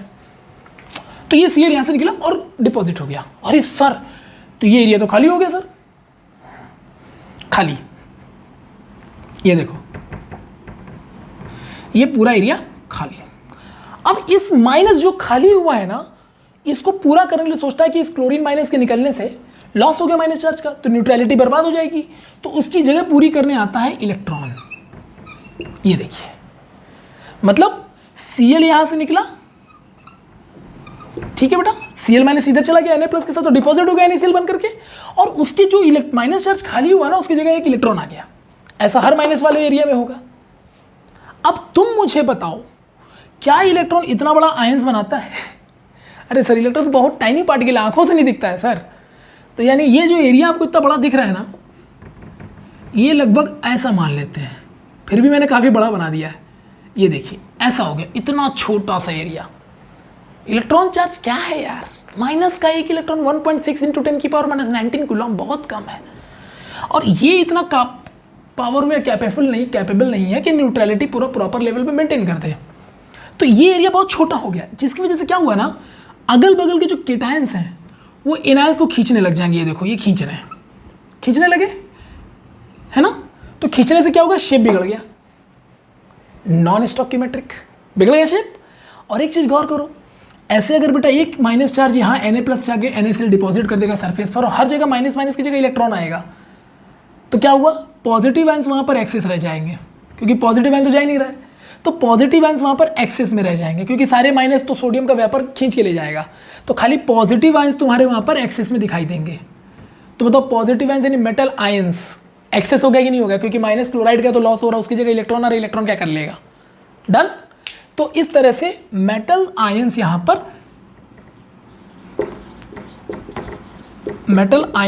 क्या हो गया बताओ, एक्सेस हो गया। इसीलिए इसका नाम दिया गया मेटल एक्सेस डिफेक्ट। और आप देख सकते हो अरेंजमेंट में भी बदलाव आएगा, जिसकी वजह से इसे नॉन स्टोइकियोमेट्रिक बोल दिया गया। ठीक, अब जो सबसे बड़ी पॉइंट इसमें आपको बताता हूं, ध्यान से सुनो। अब इसमें ना अगर तुम बाहर से विजिबल लाइट गिरा दो, विजिबल लाइट मतलब VIBGYOR, violet, indigo, blue, green, yellow, red गिराया, तो उनमें से विजिबल रेज में से किसी भी लाइट का वेवलेंथ इस छोटे से स्मॉल स्पेस के वेवलेंथ से मैच कर गया, तो उसी वेवलेंथ के लाइट को ये एब्जॉर्ब कर लेगा, ये वाला स्पेस, वैकेंट स्पेस, क्योंकि इलेक्ट्रॉन तो वैकेंट ही माने, इलेक्ट्रॉन दिखता कहाँ है, बहुत छोटा होता है, तो ये वैकेंट स्पेस उसके विजिबल लाइट के बराबर का वेवलेंथ एब्जॉर्ब कर लेगा, और उसके कॉम्प्लीमेंट्री कलर में आपको दिखाई देने लगेगा। तो इसका मतलब ये जो स्पेस है ना वैकेंट वाला, इसको नाम दिया गया फर्बन-जेंटर सेंटर। फर्बन-जेंटर सेंटर, ठीक है बेटा। फर्बन-जेंटर एक जर्मन लैंग्वेज है, जर्मन वर्ड है, जिसका मतलब होता है कलरफुल सेंटर। क्या होता है? Colourful centre. Y it is a colourful centre? क्योंकि इसी वैकेंट सेंटर के बनने की वजह से जो लाइट तुम विजुअल गिराते हो वो एक पर्टिकुलर वेवलेंथ से मैच करने की वजह से एक पर्टिकुलर वेवलेंथ को एब्जॉर्ब करता है, और उसी वेवलेंथ के कलर में आपको क्रिस्टल ये दिखाई देने लगेगा। दिस इज कॉल्ड फर्बन-जेंटर सेंटर। शॉर्ट फॉर्म में फर्बन-जेंटर सेंटर को कहा जाता है एफ सेंटर, और एफ सेंटर से कई बार क्वेश्चन पूछा जा चुका है। तो बताइए एफ सेंटर किस डिफेक्ट के आने की वजह से होता है? Metal excess defect. क्या इसमें अरेंजमेंट फिक्स होता है? नो, इंटरनल अरेंजमेंट चेंज होता है, क्योंकि अगर ये एनायंस यहाँ से लूज हो गया ना तो बाकी जो केटायंस है वो दूसरे एनायंस पे हावी होकर अट्रैक्ट होने लगेंगे, तो जिससे साइज हॉश पॉश हो जाएगा। इसलिए नॉन स्टॉकियोमेट्रिक डिफेक्ट ये कहलाता है। Everything is clear? Sure? That's why the reason is कि like sodium crystal is yellow in colour, lithium crystal is pink in colour, ठीक है, potassium crystal is violet in color. These are some examples which can define that कि why some crystals are colorful, because due to the presence of the F center. And why F centers are there? Due to the metal excess defect. I hope everything is clear. Sure? So F center क्या होता है? Clear. Metal excess defect क्या होता है? Clear. Everything ना done? That's the way. And why it is a non-stoichiometric? You can see. ये तो ions का कोई वैल्यू नहीं इलेक्ट्रॉन का, तो पॉजिटिव वाले जो होंगे अगल बगल के नेगेटिव पे हावी को खींचेंगे तो खींचने से शेप बिगड़ जाएगा, तो नॉन स्टॉकियोमेट्रिक।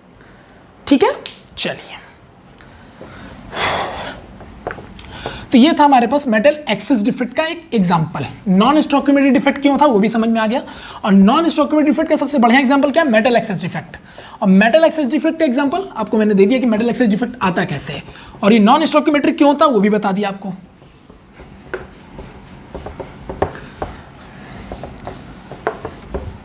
यार रफ करने में हालत खराब हो जाती है यार, मेहनत कर रहा हूँ तो आपको भी चाहे कि इसमें मेहनत का अप्रिसिएशन करिए। आप लोग चैनल के मेंबर बढ़ाइए, जितना ज़्यादा हो सकता है लोगों को इसको जोड़ने के लिए बोलिए। जितना ज़्यादा लोग जुड़ेंगे उतना अच्छा होगा और उतना बेटर आपके साथ कंटेंट हम ज़्यादा डेवलप कर पाएंगे। ठीक है, नॉन स्टॉकियोमेट्रिक डिफेक्ट में सर पहला मेटल एक्सेस डिफेक्ट था, और आपने बता दिया कि मेटल एक्सेस डिफेक्ट कैसे होता है। एक तो मेटल एक्सेस डिफेक्ट का तरीका ये था। दूसरा जो मेटल एक्सेस डिफेक्ट का तरीका है, ये भी मतलब मेटल एक्सेस डिफेक्ट ही है, ठीक है ना। जो दूसरा तरीका बी तरीका बता रहा हूँ ये भी मेटल एक्सेस डिफेक्ट ही है। लेकिन ये कैसे आता है आप खुद ही ऑब्जर्व करो। पूरा एक्सपेरिमेंट से, थ्योरी और ही नहीं बता रहा ज़्यादा, एक्सपेरिमेंट। क्योंकि एक्सपेरिमेंट यानी जो कहते हैं ना कि जो विजुअल होता है यानी इमेज होता है, वो मेमोरी इंसान की सबसे पावरफुल होती है। तो इसीलिए मैं पूरा बना के बता रहा हूँ कि एक बार आप चेहरे से देख लो, आंखों से देख लोगे ना, परमानेंट याद हो जाएगा। इसको जब चाहो तो अपने वर्ड्स में इसको कन्वर्ट कर लो। देखो हुआ क्या, एक मैंने जिंक ऑक्साइड का क्रिस्टल लिया। किसका लिया? जिंक ऑक्साइड का क्रिस्टल लिया, ठीक है। थोड़ा सा इसको हीट क्या मिला, ये Zn++ और O- में टूट गया। अब हमें समझ में आया कि अगर हम जिंक O का क्रिस्टल ले रहे हैं तो एक्चुअली में जो जिंक O है इसका रियल फॉर्मूला होना चाहिए 1+XO। ये X किसका? तो जो एक्सेस में जिंक ++ बना देगा, क्योंकि जिंक को तो न्यूट्रल क्रिस्टल होगा, जिंक ऑक्साइड क्रिस्टल है तो न्यूट्रल होगा। लेकिन उसी में से कुछ जिंक अमाउंट अगर Zn++ में गए तो इस एक्स्ट्रा आयंस की वजह से इसके फॉर्मूले में चेंज आना चाहिए। यानी उस क्रिस्टल में अब जिंक और जिंक ++ आयंस दोनों अवेलेबल होंगे। इसका मतलब इस मेटल आयंस का एक्सेस हुआ है, कुछ बढ़ गया है ये। तो इस मेटल्स आयंस का एक्सेस होना मतलब मेटल के एक्सेस डिफेक्ट को डिफाइन करता है।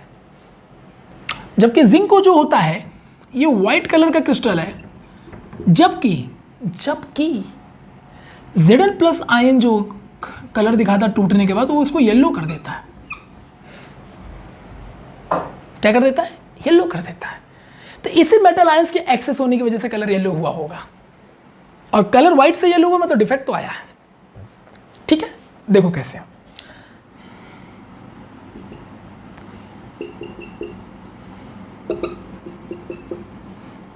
सर ये 2 माइनस काहे बना रहे हो? क्या लगता है तुम्हें, 2 2 माइनस क्यों बना रहा हूँ मैं? अरे आयन वैसा है यार, है कि नहीं? ये मान लो जिंक ऑक्साइड का क्रिस्टल ले लिया मैंने, ठीक है, this is zinc oxide crystal, done, ठीक है। अब देखो हुआ क्या, ये तो न्यूट्रल है ना, पूरे न्यूट्रल है ना, तो मैं ऐसे लिख देता हूं जिंक, ओ शिट, ओ जिंक, ओ जिंक, ओ जिंक, ओ जिंक, ओ जिंक। आयंस क्यों नहीं दिखा रहे हो सर? न्यूट्रल है भैया। अब क्या हुआ, हीट, मतलब बाहर से हीट मिला उसको, टेम्परेचर ऑब्वियसली मिलेगा, मिलने की वजह से मान लो ये वाला जिंक कन्वर्ट हो गया Zn++ में, हुआ? तो ये वाला Zn अगर Zn++ में कन्वर्ट हो जाए, यहां पर क्या हुआ ना, इंटरस्टिशियल साइड पे कुछ Zn+ आयंस के एक्स्ट्रा आयंस आपको दिखाई देंगे। तो इसका मतलब अब अगर मान लो ये वाला भी जिंक कन्वर्ट हुआ, तो यहां आपको इंटरस्टिशियल साइड में Zn++ के आयंस दिखाई देंगे। तो एक्स्ट्रा Zn++ के आयंस आपको दिखाई दे रहे होंगे, यहां पे दिखाई दे रहे हैं, ठीक है। इस तरह से जिंक के एक्स्ट्रा आयन, देखो कुछ तो जिंक में रह गए, नहीं सारे नहीं चेंज हो रहे हैं, कुछ देखो सारे चेंज नहीं हो रहे, खाली चेंज कौन हो रहा है, ये वाला जिंक चेंज हो रहा है और ये वाला जिंक चेंज हो रहा है, सारे तो नहीं हो रहे, लेकिन जो भी इक्का दुक्का चेंज हो रहे हैं उनके Zn++ आयंस बनेंगे। तो Zn++ एक मेटालिक आयंस होता है, वो इंटरस्टिशियल साइट में जाके सेट हो जा रहा है, दिख रहा है। And due to this metallic ions, इन्हीं दोनों आयंस के एक्स्ट्रा बनने की वजह से वहां मेटल एक्सेस डिफेक्ट आ चुका है, क्योंकि मेटल एक्सेस वे में जनरेट हो गया, और इस वजह से इसका कलर थोड़ा सा येलोइश हो जाएगा। व्हाइट तो था ही, इस एक्सेस आयंस की वजह से वहां पर थोड़ा सा येलोइश कलर आ जाएगा। तो यानी कि जब भी कभी आप कोई क्रिस्टल देखते हो, आयन क्रिस्टल, और उसको हीट करते हो, उसमें से कुछ मेटालिक आयंस जो होते हैं, भाई अब हीट दे रहे हो तो हमको थोड़ी ना पता कि सबको इक्वली मिल रहा होगा, किसी को ज़्यादा मिला, किसी को कम मिला। जिसको ज़्यादा मिल गया उसने तुरंत इलेक्ट्रॉन लूज करके तुरंत आयंस में कन्वर्ट हो गया, तो उनकी एक्स्ट्रा आयंस बनने की वजह से न्यूट्रलिटी में चेंजेस आ गए। न्यूट्रलिटी में तो चेंजेस आएंगे ना, प्लस शेप में भी बदलाव आ जाएगा, आएगा कि नहीं आएगा, क्योंकि यहाँ वाला तो आयंस यहाँ चला गया ना, तो ये वाला खाली हो गया, तो शेप में भी बदलाव आ जाएगा, जिसकी वजह से नॉन स्टॉकियोमेट्रिक डिफेक्ट है। दूसरी चीज, आयंस के एक्स्ट्रा बन, कुछ क्या भाई, कुछ जिंक जो थे आयंस में कन्वर्ट हुए, कुछ नहीं हुए, तो कुछ एक्स्ट्रा आयंस बनने की वजह से मेटल आयंस एक्सेस हो गए। सो this is example of the metal excess defect also.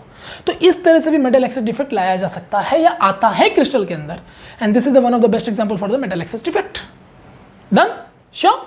तो ऐसे डिफेक्ट आपको कहाँ कहाँ देखने को मिलेंगे? एग्जाम्पल के तौर पर अगर हम ले लें तो जिंक ऑक्साइड इसका एक एग्जांपल है, NiO इसका एग्जांपल है, CuO इसका एग्जांपल है, there are so many examples, ठीक है।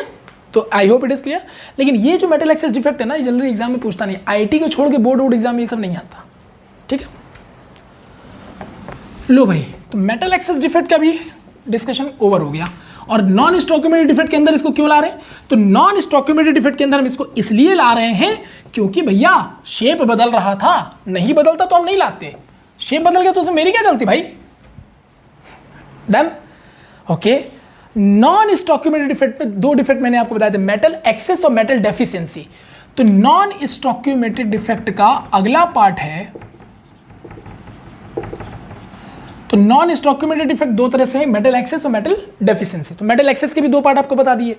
अब इसका जो दूसरा वर्जन है मेटल डेफिशिएंसी, यानी मेटल आयंस में अब डेफिशिएंसी, अब तो समझ में आ गया होगा तुमको,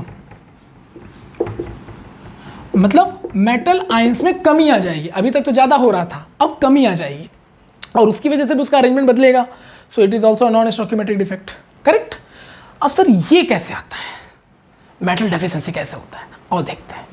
मेटल डेफिशिएंसी अगर कहीं पर आपको चेक करना है ना, पहचानना है, तो उसका सबसे आसान एग्जांपल है, मेटल डेफिशिएंसी डिफेक्ट वही दे सकता है जहां पर वेरिएबल वैलेंसी वाला मेटल आयंस हो। याद रखना, कोई भी ऐसा क्रिस्टल जिसमें जो मेटल का आयंस है वो वेरिएबल वैलेंसी शो कर सकता है। वेरिएबल वैलेंसी मतलब जैसे आयरन है तो +2 +3 दिखा सकता है, कॉपर है +1 +2 दिखा सकता है। तो वेरिएबल वैलेंसी वाली जितने भी आयंस, मेटल आयंस के क्रिस्टल्स होंगे, वो ये डिफरेंस आराम से दिखा सकते हैं। क्यों sir? Let's see. Suppose I have one crystal for all of you, check करना सभी लोग, ठीक है।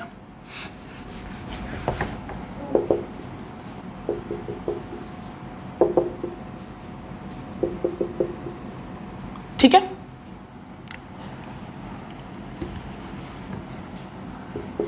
छोटा बना देते हैं यार, इतना बड़ा डायग्राम लेके क्या करें, आपको नॉर्मल समझना ही तो है। देखो ध्यान से, आयनिक क्रिस्टल तो यही है। देखो बेटा, इसमें जो माइनस आयंस है ना वो ऑक्साइड आयंस को शो कर रहा है, और जो पॉजिटिव आयंस है ना वो आयरन को शो कर रहा है, आयरन +2। तो इसका मतलब ये पूरा क्रिस्टल किसका है, फेरस ऑक्साइड का, Fe। डन। अब क्या हुआ भैया, फिर से इसको हीट मिला है ना, बाहर से हीट मिलेगा ही, क्योंकि ये हीट डिफेक्ट, ये क्रिस्टल डिफेक्ट नहीं दिखाएगा जब थर्मोडायनामिक्स का थर्ड लॉ कहेगा कि 0 केल्विन पे इसको पहुंचा दो। लेकिन भैया हम लोग 0 केल्विन पे नहीं पहुंच सकते, -273, दिमाग में खराब है क्या, हम लोग तो नॉर्मल टेम्परेचर पे रहते, तो वहाँ हीट मिलना ही मिलना है, तो डिफेक्ट आना ही आना है, सिंपल है। तो वही कितने तरह के डिफेक्ट आ सकते, वही हम लोग डिस्कस कर रहे हैं। तो टेम्परेचर मिला इसको भाई साहब। अब देखो क्या हुआ, FeO क्रिस्टल है बेटा, इसको जब गर्म करते हैं तो शायद आपको पता होगा कि जब इसे गर्म किया जाता है तो ये कन्वर्ट हो जाता है Fe2O3 में। यू कैन सी नाउ, ये आयरन की वैलेंसी 3 आ गई, जबकि ऑक्साइड तो 2 ही है। यानी some of Fe+2 ion converted into +3 ion means heat मिला। ये तो माइनस था सर, ओके। ये पूरा एरिया खाली, चेक करना है, मजेदार चीज है।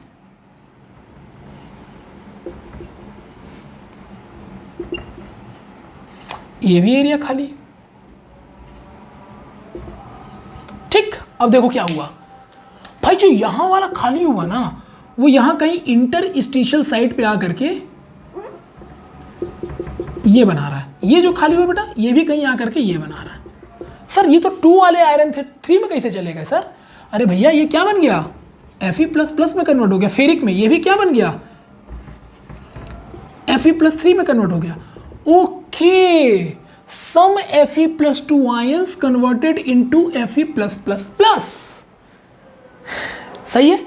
अब देखो क्या हुआ, ऐसा होने की वजह से देखो क्या है, एक Fe+2 अगर एक Fe+2 अगर एक Fe3 में कन्वर्ट होगा तो एक पॉजिटिव चार्ज बढ़ेगा, तो 2 Fe+2 2 Fe3 में कन्वर्ट होगा तो 2 पॉजिटिव चार्ज बढ़ेगा। तो उसको न्यूट्रल करने के लिए एक माइनस चार्ज भी कहीं ना कहीं सेट करना पड़ेगा आपको। मान लो मैंने यहां सेट कर दिया, ये देखिए कर दिया, करना पड़ेगा ना भाई। ऐसा सोचो, 2 पॉजिटिव 2 2 4, देखो 2 2 4 2 6 2 8, 8 पॉजिटिव, 2 2 4 2 6 2 8, एक मान लो एक्स्ट्रा ऐसे, लेकिन न्यूट्रल है ये। मतलब इस FeO के क्रिस्टल में जितने नंबर ऑफ पॉजिटिव आयंस होंगे that will be equivalent to negative ions, तभी तो क्रिस्टल न्यूट्रल होगा। अब अगर एक पॉजिटिव Fe++ का एक Fe++ में कन्वर्ट हुआ तो एक पॉजिटिव एक्स्ट्रा बना, तो ऐसे 2 Fe++ अगर कन्वर्ट हुए तो 3 पॉजिटिव में, तो 2 पॉजिटिव एक्स्ट्रा बनाना, करेक्ट, ठीक है बेटा। मतलब एक Fe++, ये वाला देखो, ये वाला जो Fe++ था ये कन्वर्ट हो गया Fe++ में। ज़्यादा पॉजिटिव होने से साइज छोटा हो जाएगा तो इंटरस्टिशियल साइड में चला आएगा, क्योंकि इस साइड में छोटे आयंस ही आ सकते हैं। ये वाला भी बेटा Fe++ हुआ करता था, लेकिन ये Fe+3 में कन्वर्ट हुआ। तो जरा बताइए, तो एक Fe++ अगर Fe+2 में कन्वर्ट हो रहा है तो यहां तो 2 चार्ज पहले से था, यहां भी, लेकिन एक एक्स्ट्रा आ गया। यहां भी बेटा 2 पहले से था, एक एक्स्ट्रा आ गया, तो टोटल कितने एक्स्ट्रा हुए, 2 पॉजिटिव एक्स्ट्रा हुए। तो उसको न्यूट्रल करने के लिए तुमको 2 नेगेटिव चाहिए होगा, तो एक नेगेटिव बेटा मैंने एक्स्ट्रा यहाँ पे अलाई कर दिया। अब आप मुझे बताइए क्या शेप ऐसा ही रहने वाला है?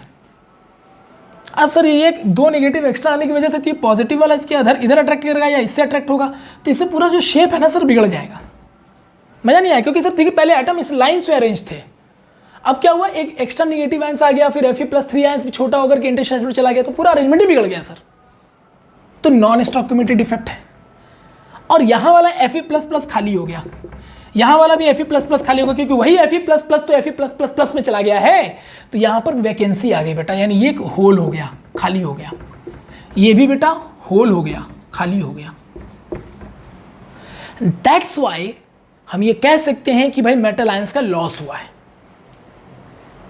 वो ठीक है, Fe++ में गया है, तो एक फेरिक आयन दूसरा हो गया ना। ये वाला जो आयन Fe+3 बना बेटा, ये डिफरेंट आयंस हो गया, रियल आयंस तो लॉस हुआ ना। तो एक्चुअली में चार्ज बढ़ा है, तो एक नेगेटिव आयंस एक्स्ट्रा आया है न्यूट्रलिटी मेंटेन करने के लिए, तभी क्रिस्टल होगा। लेकिन सर एक्चुअल में तो यहाँ होल बना ना, तो मेटल आयंस का यहाँ तो लॉस हो गया sir, real metal ions loss हो गया। This is called metal deficiency defect, यानी इसमें मेटल डेफिशिएंसी डिफेक्ट आया बेटा। इसीलिए याद रखिएगा, कोई आपसे पूछे कि FeO का फॉर्मूला बताओ तो it is not a correct formula for the FeO, ठीक है। ये FeO का रियल फॉर्मूला नहीं है, क्योंकि इसमें डिफेक्ट आने की वजह से ये आपको ऐसा दिखाई देगा। 0.93O से लेकर के Fe 0.96O तक बन सकता है। अब Fe 0.93 होने का मतलब कि कुछ ही Fe++ में गए होंगे, और Fe 0.096 का मतलब यहाँ काफ़ी ज़्यादा Fe++ में गए होंगे। तो ये 98 होता है एक्चुअली में, 98 तक ले जाओ, ये देखिए आप। तो this is not the real formula of FeO, actual formula is this. इसी रेंज में फॉर्मूला हो सकता है। वाई? क्योंकि कुछ Fe डेसिमल में इसलिए बेटा क्योंकि इसमें Fe++ भी है और Fe+++ भी है, दोनों चार्जेस हैं, और इससे रिलेट करके न्यूमेरिकल आते हैं एग्जाम्स में, ठीक है। So I hope everything is clear to all of you. Done. तो ये था मेटल डेफिशिएंसी डिफेक्ट, जिसमें कुछ मेटल आयंस लॉस होकर के दूसरे मेटल आयंस में दूसरे आयंस की कन्वर्ट हो रहे हैं, उनको ऑक्सीडेशन हो जा रहा है और रियल मेटल खो जा रहा है, और उनके खोने की वजह से वहां पर डेफिशिएंसी आ रही है। So this is called metal deficiency defect. And इसका आइडेंटिफिकेशन, कोशिश यही करना कि वेरिएबल वैलेंसी का कोई भी मेटल आयंस का अगर क्रिस्टल ले रहे हो, अगर वो मेटल आयन वेरिएबल वैलेंसी दिखा सकते हैं, जैसे आयरन ने +2+3 दिखाया, वहां पर मेटल डेफिशिएंसी डिफेक्ट आना संभव है। तो इसलिए एग्जाम में क्वेश्चन आ सकता है कि 4 ऑप्शन देके बोलेगा इनमें से मेटल डेफिशिएंसी डिफेक्ट कौन दिखा सकता है। तो पहचान क्या है? वेरिएबल वैलेंसी वाला, ठीक है। चलो, तो भैया नॉन स्टोइकियोमेट्रिक डिफेक्ट क्यों है? क्योंकि भैया पूरा शेप बर्बाद हो गया। लो भाई, स्टोइकियोमेट्रिक और नॉन स्टोइकियोमेट्रिक दोनों डिफेक्ट्स हमारे सर क्लियर हो गए, समझ में आ गया कि क्या होता है, कैसे होता है, क्यों होता है। Everything I know sir now. So basically अब हमें लगता है कि हम क्वेश्चंस लगा सकते हैं डिफेक्ट से रिलेटेड। सही ना बच्चों? पक्का मजा आया ना? ओके सर, और भी कोई डिफेक्ट है सर? हाँ। अब नॉन स्टोइकियोमेट्रिक और स्टोइकियोमेट्रिक डिफेक्ट के बाद कुछ एक्स्ट्रा डिफेक्ट और है जिनके मैं आपको साथ शेयर कर दे रहा हूँ, एग्जाम में क्वेश्चन बन सकते हैं। जिसमें से अगला डिफेक्ट मैंने उठा लिया बेटा बच्चों, इम्प्योरिटी डिफेक्ट। तो ये आपको क्लियर समझ में आ रहा होगा। अगर इम्प्योरिटी डिफेक्ट नाम दिया है, मतलब यहाँ डिफेक्ट तो आएगा क्रिस्टल में, लेकिन बाहर से कुछ इम्प्योरिटी मिलाने पर। अभी तक जो डिफेक्ट आ रहा तो क्रिस्टल के खुद के नेचर की वजह से आ रहा था, लेकिन अब तुम बाहर से कुछ मिला दोगे, डोप कर दोगे। डोप का मतलब क्या होता है? बाहर से कुछ इम्प्योरिटी मिला देना। तो तुम डोप कर दोगे, बाहर से कुछ मिला दोगे, तब तो इम्प्योरिटी आना ही आना, इसमें नया क्या है? करेक्ट। तो ये डिफेक्ट दोनों तरह के कंपाउंड में आ सकते हैं। आयोनिक क्रिस्टल में भी आ सकता है ये, और कोवेलेंट क्रिस्टल में भी आ सकता है, ठीक है। समझ रहे हो? तो दोनों मैं आपको सिखा देता हूं। और जब कोवेलेंट क्रिस्टल में डिफेक्ट आता है ना, तो दो तरीके के वहां पर क्रिस्टल बनते हैं, एक एन टाइप और एक पी टाइप। अब ये थोड़ा सा फिजिक्स का पार्ट आ गया। एन टाइप पी टाइप तो जानते हो ना, जिनसे सेमीकंडक्टर बनाए जाते हैं, डायोड बनाए जाते हैं, ट्रायोड बनाए जाते हैं,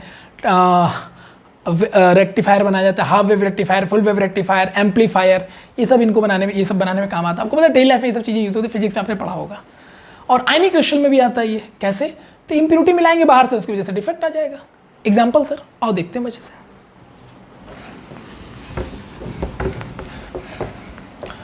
ध्यान से, ठीक है, अच्छे से समझना इसको।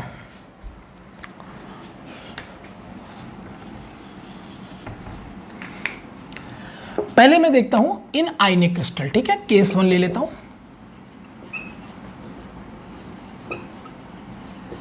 इन आयोनिक क्रिस्टल, ठीक है बेटा। तो जैसे मान लो कोई मैंने आयनिक कंपाउंड पहले लेना पड़ेगा मुझे, तो मैंने कोई आयनिक क्रिस्टल ले लिया। देखना ध्यान से, minus plus minus plus minus plus minus plus minus plus minus plus, this is ionic crystal. Okay. अब तुम ये मत कहना सर प्लस प्लस में तो रिपल्सन हो जाएगा। अरे यार इसके आगे भी माइनस होगा, हमने एक ऑब्जर्वेशन ले रहा हूँ यार, समझा करो, है ना। हाँ हमें पता है तुम्हारे पास दिमाग है। ये आयनिक क्रिस्टल है, ठीक है। मान लेते हैं थोड़ी देर के लिए कि जो माइनस चार्ज है वो क्लोराइड को दिखा रहा है, और जो प्लस चार्ज है वो सोडियम को दिखा रहा है। मतलब ये NaCl का क्रिस्टल है, ठीक है बेटा, करेक्ट। अब जरा क्या हुआ ना कि इस न्यूट्रल क्रिस्टल NaCl में, जो कि बहुत आसानी से एक दूसरे के साथ बंधे हुए थे बहुत आराम से, अब इसमें जो डिफेक्ट ला रहा हूँ मैं वो इम्प्योरिटी मिलाने से ला रहा हूँ। हालांकि NaCl में डिफेक्ट हमने मेटल डेफिशिएंसी डिफेक्ट देखा भी था, मेटल एफिशिएंसी डिफेक्ट देखा भी था, जिसमें F सेंटर बना था, उसमें वेपर पास कराना पड़ा था ऊपर से किसी के डायंस का। तो इस बार मैं क्या कर रहा हूँ, इंप्योरिटी डिफेक्ट पढ़ रहा हूँ तो इंप्योरिटी मिला के भी ला सकता हूँ। तो देखते हैं इंप्योरिटी मिला के। तो मैंने क्या किया ना, इसमें बाहर से इंप्योरिटी मिला दिया स्ट्रांसियम प्लस प्लस का। किसका मिला दिया? अब जरूरी नहीं कि तुम स्ट्रांसियम ही का लो, किसी और का भी ले लेना, लेकिन हमने स्ट्रांसियम प्लस प्लस मतलब डबल आयन वाला लिया मैंने।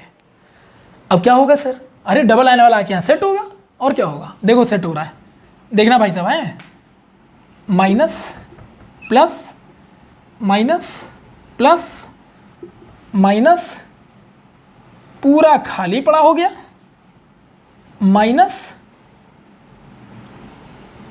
ये देखिए यहाँ एस आर प्लस प्लस डाल दिया मैंने, माइनस प्लस माइनस प्लस।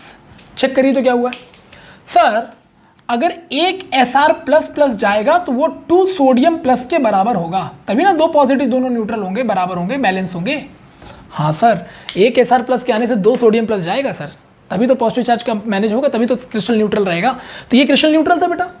अब Na तुमने एस प्लस डाला तो एस प्लस क्या करेगा, एक सोडियम प्लस को तो वहां से हटा देगा और एक सोडियम प्लस को और गायब कर देगा, तभी ना Sr+2 यानी 2 पॉजिटिव अगर आएगा तो 2 पॉजिटिव को जाना पड़ेगा ना, तो 2 सोडियम प्लस यहाँ से गायब है, आपको दिखाई दे रहा होगा। यानी यू कैन सी हियर, यहाँ पर ये एक्स्ट्रा वाला आयन Sr+ आके बैठ गया है और एक सोडियम यहाँ से गायब हो गया है, तो डिफेक्ट आया कि नहीं है बताओ? हाँ सर। अब जैसे इस क्रिस्टल का नाम तुमने NaCl ले लिया, इसका नाम ले सकते हो क्या? क्या नाम लेंगे? NaSrCl। That's not a valid point. इसका मतलब इस इम्प्यूरिटी की वजह से यहाँ पर डिफेक्ट आ चुका है, so this is called impurity defect. That's a simple thing, very very simple thing. Done. और इम्प्यूरिटी किसका है? Sr++ का। और बाहर से इम्प्यूरिटी मिलाना, ये जैसे तुमने बाहर से इम्प्यूरिटी मिलाया ना, तो बेटा बाहर से किसी क्रिस्टल पे, कोई भी किसी भी चीज में बाहर से कुछ इम्प्यूरिटी मिला देना, इसी को डोपिंग कहा जाता है। क्या कहा जाता है? डोपिंग। तो एग्जाम में क्वेश्चन आ जाए कि what do you mean by doping, then you can say कि whenever you mix external reagent on the given crystal in the given crystal is called doping। किसी भी क्रिस्टल पे अगर बाहर तुम कुछ भी मिलाते हो एक्सटर्नल रिएजेंट तो डोपिंग ही है। ठीक है, नोट कर लो। हमें पता है कि इंसान क्या क्या खा सकता है, क्या क्या नहीं खा सकता, फल सब्जी दूध मछली ये सब खा सकता है। अब तुम उसको शराब पिला रहे हो, सिगरेट पिला रहे हो जो कि उसके लिए हानिकारक है, उसमें इंप्योरिटी ला देगा उसके बॉडी के अंदर, तो ये क्या कर रहे हो तुम? उसको डोप कर रहे हो। यानी कुछ भी नशे की चीज़ हम लोग जो खाते हैं, लोग खाते हैं, वो डोपिंग कहलाता है। तभी आपने सुना होगा ओलंपिक में कि डोपिंग टेस्ट होता है। What is the meaning of doping test? कि इंसान ने जो नॉर्मल चीज़ें खाई जाती हैं उसके अलावा उसने ऐसी क्या चीज़ खाई है जिससे उसकी बॉडी की इंटर एक्टिविटी तो अचानक से इतनी ज़्यादा बढ़ गई कि वो काफ़ी फुर्तीला हो गया। यही डोपिंग होता है। तो नशा करने के बाद इंसान को पता है ना, नशे में कुछ पता ही नहीं चलता। तो कई बार ओलंपिक में लोग नशा करके पहुंच जाते हैं, डोप करके, नशा करके, कि वो फिर वेट लिफ्टिंग करें या कुछ भी करें उनको पता नहीं चलेगा, बड़ा आराम से वो कर ले जाएंगे। ये है डोपिंग कॉन्सेप्ट। अब जैसे बारात वारात जानता है हमारे देश में, देखो ना बारात वारात होता है तो लोग क्या करते हैं, बारात मतलब बारात हो गया या कोई मान लो फेस्टिवल हो गया, तो यहाँ फेस्टिवल और बारात का मतलब क्या है कि भाई शराब पीना है। मैक्सिमम लोगों का ये, हम सबकी बात नहीं कर रहे हैं, मैक्सिमम लोग ये करते हैं। शराब पीने से क्या हुआ सर? अरे नशा आ गया। नशा आने से क्या हुआ? तो देख लो भाई, बारात में किसी को नशा करा दो तो वही आधे घंटे नाच ही रहा है वो, तो इतनी नशा आई कहाँ से? अगर नॉर्मल अगर आदमी होश में उसको बोलो नाचो, नहीं नाचेगा जल्दी, और दारू पिला दो फिर देखो मजा। तो डोप कर दिया मैंने। Is it clear? So I hope clear हो गया होगा। तो आयनिक क्रिस्टल में डोपिंग करके यानी बाहर से एक एक्सटर्नल इंप्योरिटी मिला के हम उसमें डिफेक्ट ला देते हैं, इसी को इंप्योरिटी डिफेक्ट कहते हैं। ठीक। अब यही चीज कोवेलेंट क्रिस्टल में अगर होगा तो क्या होगा? मैंने बताया 2 तरह का होगा, एन टाइप और पी टाइप। वो क्या होता है देखो,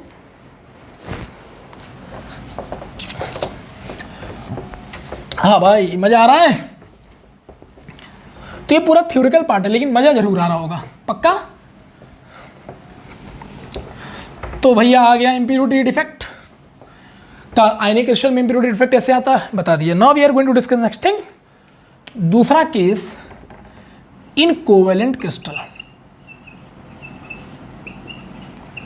अब देखो कोवेलेंट क्रिस्टल में कैसे हम बाहर से डोप करेंगे और उसमें इंप्योरिटी ला देंगे। एग्जाम्पल ध्यान देना। सबसे पहले एग्जाम्पल ले रहा हूं मैं एन टाइप का। अब आप क्वेश्चन करोगे सर ये एन का मतलब यहाँ क्या है? बेटा एन का मतलब यह नेगेटिव है, और नेगेटिव कौन होगा? इलेक्ट्रॉन। सिंपल। यानी कि यहाँ पर नेगेटिव इलेक्ट्रॉन यहाँ पर एक्स्ट्रा बचेगा, या उसकी वजह से कंडक्टिविटी आएगी, या इसकी वजह से जो भी डिफेक्ट आएगा। सो लेट्स टेक एग्जाम्पल है। सो यहाँ पर क्या करना है तुम्हें, कोई ग्रुप 14 का एलिमेंट ले लो और उसमें मैंने ग्रुप 15 का एलिमेंट मिला दिया। तो ग्रुप 14 में मैंने ग्रुप 15 का एलिमेंट मिलाया है, तो ग्रुप 14 की वैलेंसी 4 होती, 15 की 5 होती, यानी एक वैलेंसी ज़्यादा। अब देखो क्या मजा आता है। तो जैसे एग्जांपल में ग्रुप 14 में मैंने ले लिया सिलिकॉन, ठीक है बेटा, सिलिकॉन एक सेमीकंडक्टर होता है। तो मैंने सिलिकॉन लिया, यू नो दैट इसकी 4 वैलेंसी होती है, क्योंकि 14 ग्रुप का तो 4 ही ना होगा, तो इसके लास्ट शेल में 4 इलेक्ट्रॉन है। सर ये फूल पत्ती की तरह क्या बना रहे हो? अरे देखने में अच्छा लगेगा यार, ठीक है। अब इसमें मिला दिया मैंने ग्रुप 15 एलिमेंट। ग्रुप 15 में जैसे फास्फोरस हो गया, आर्सेनिक हो गया, एंटीमनी हो गया, है ना, नाना पार्टिकल ऐश्वर्या सब बिंदास। तो नाना को हटा देना, नाइट्रोजन, नाइट्रोजन कभी भी रिएक्ट ही नहीं करता तो बॉन्ड क्या बनाएगा, तो नाइट्रोजन हटा दिया मैंने। तो नाना हटा दिए, पार्टिकल ऐश्वर्या सब बिंदास रहेंगे, ठीक है। अब सर 15th वालों की वैलेंसी कितनी होती है? सबको पता है 5 होती है,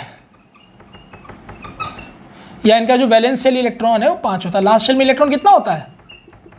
5। Now you can see here sir 5 electron last में जाएगा तो बॉन्ड बनाएगा। ये कह रहा है भैया मेरे पास लास्ट में 4 है, तुम्हारे 5 है, तो ऐसे तो मेल नहीं हो पाएगा। देखते हैं क्या होता है। तो सिलिकॉन के 4,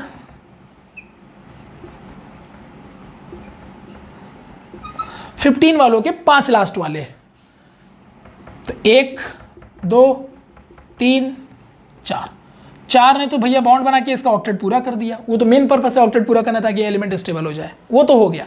लेकिन 15 ग्रुप के जो तुमने मिलाया तो उसमें लास्ट में 5 था, लेकिन 4 ही ना बॉन्ड बना पाएगा सिलिकॉन से, तो 1 इलेक्ट्रॉन बच गया। ये देखो, ये इलेक्ट्रॉन फ्री स्टेट में आ गया। अब ये घूमता रहेगा, और आप मुझे बताओ अगर इलेक्ट्रॉन फ्री स्टेट में है तो क्या वो कंडक्टिविटी के लिए रिस्पॉन्सिबल है कि नहीं? हाँ सर, कंडक्टिविटी यहाँ पर मैक्सिमाइज हो जाएगी। ओके, तो बताओ सिलिकॉन तुम्हारा क्या था? Semiconductor sir. अब उसमें फ्री इलेक्ट्रॉन बढ़ने की वजह से वो क्या बन गया?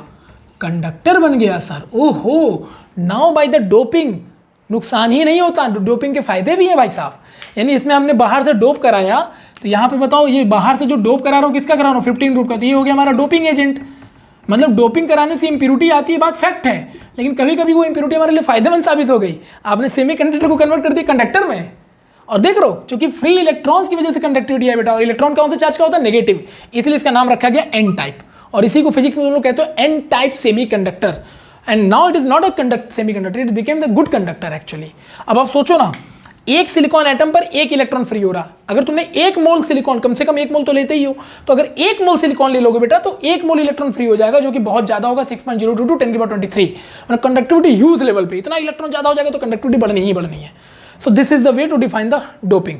और अब आप देखिए इसमें इंप्यूरिटी आया, सिलिकॉन प्योर सिलिकॉन क्रिस्टल था, एक डोपिंग एजेंट मिला के उसके इंप्यूरिटी आ गई फ्री इलेक्ट्रॉन्स की, and due to that free electrons अब वो क्या हो चुका है? एक अच्छा कंडक्टर बन चुका है। मतलब पहले सिलिकॉन प्योर एलिमेंट हुआ करता था, उसमें ग्रुप 15 का मान लो तुमने फास्फोरस मिला दिया, तो अब उससे फास्फोरस का डोपिंग हो चुका है। लेकिन उसका बेनिफिट क्या मिला कि क्रिस्टल तो हमारा चलो इम्प्योर हो गया, नो डाउट, डिफेक्ट आ गया क्रिस्टल में, लेकिन कंडक्टर बन गया यार, हमारे फायदे की चीज बन गई। और इसी चीज को सबसे पहली बार अल्फ्रेड हैवलेट पैकर्ड ने पकड़ा था। हैवलेट पैकर्ड किसका नाम है पता है? HP। HP के कंप्यूटर घरों घरों में है ना यार। HP का पूरा नाम क्या होता है? हैवलेट पैकर्ड होता है। ये कंप्यूटर बनाते थे, IBM के थे एक्चुअली में। IBM के कंप्यूटर अचानक से बड़े सस्ते हो गए मार्केट में। रीजन इज, तो पहले जो कंप्यूटर होते थे उनके चिप बड़े कॉस्टली आते थे, और उनके लिए बहुत अच्छा कंडक्टर यूज करना पड़ता था। भाई कंडक्टर रहोगे तभी तो प्रोसेसर की स्पीड बनेगी यार, चिप की स्पीड, चिप में जो कंडक्टिविटी अगर आप एक्सटेंड करोगे तभी तो उसका प्रोसेसर स्पीड अप करेगा, कंप्यूटर आपका लैपटॉप या कंप्यूटर फास्ट होगा। लेकिन जो उस समय कंडक्टर बनते थे बड़े कॉस्टली आते थे, इसलिए कंप्यूटर का दाम बड़ा महंगा हो जाता था।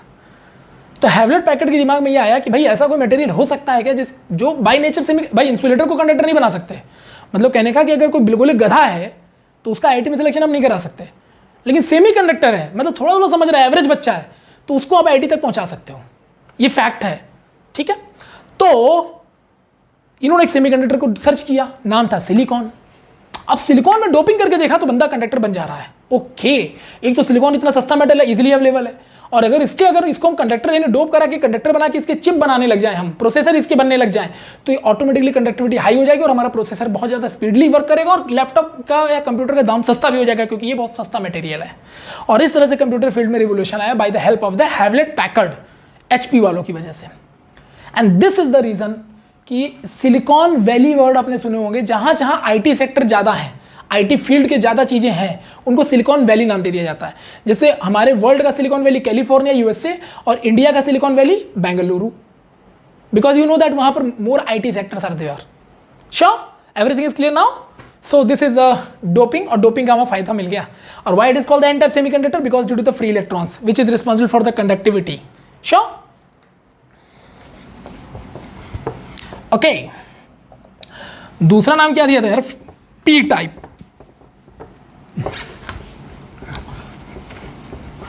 तो फायदे भी है भैया डोपिंग के, नुकसाने नहीं है। तो इसका ये मतलब मत समझ लेना कि नशा करने से फायदा भी होता है, समझे ना।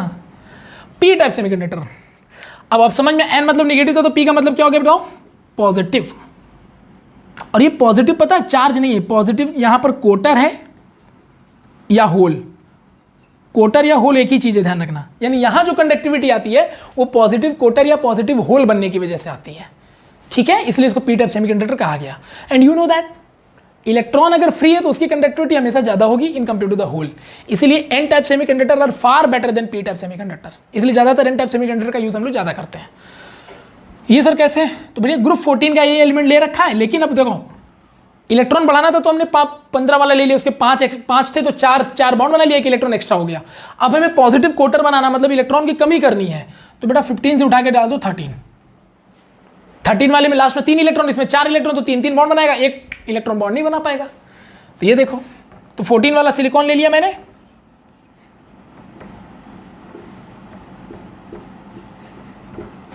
अब इसमें ग्रुप 13 मतलब बैंगन आलू गाजर इन थैला, ठीक है बेटा, ये ले लिया, ये हो गया ग्रुप 13। और आपको पता है कि इनके वैलेंस शेल में कितना इलेक्ट्रॉन होता है, 3 होता है। तो भैया 3 इलेक्ट्रॉन इसमें 4 है, तो 3 से बॉन्ड बना लेगा ऑक्टेट के चक्कर में। तो देखो भैया क्या कहानी बनती है।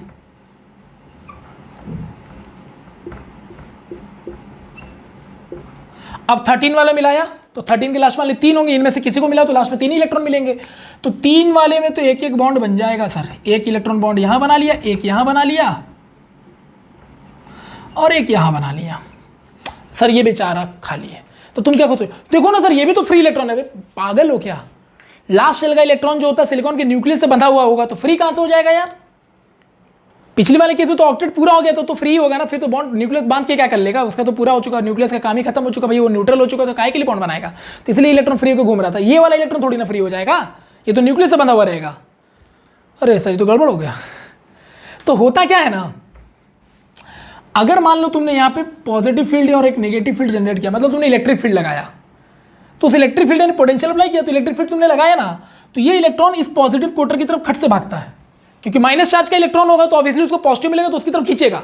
यानी ये पॉजिटिव चार्ज न्यूक्लियस के अट्रैक्शन को तोड़ देगा और इलेक्ट्रॉन फ्री होकर घूम जाएगा।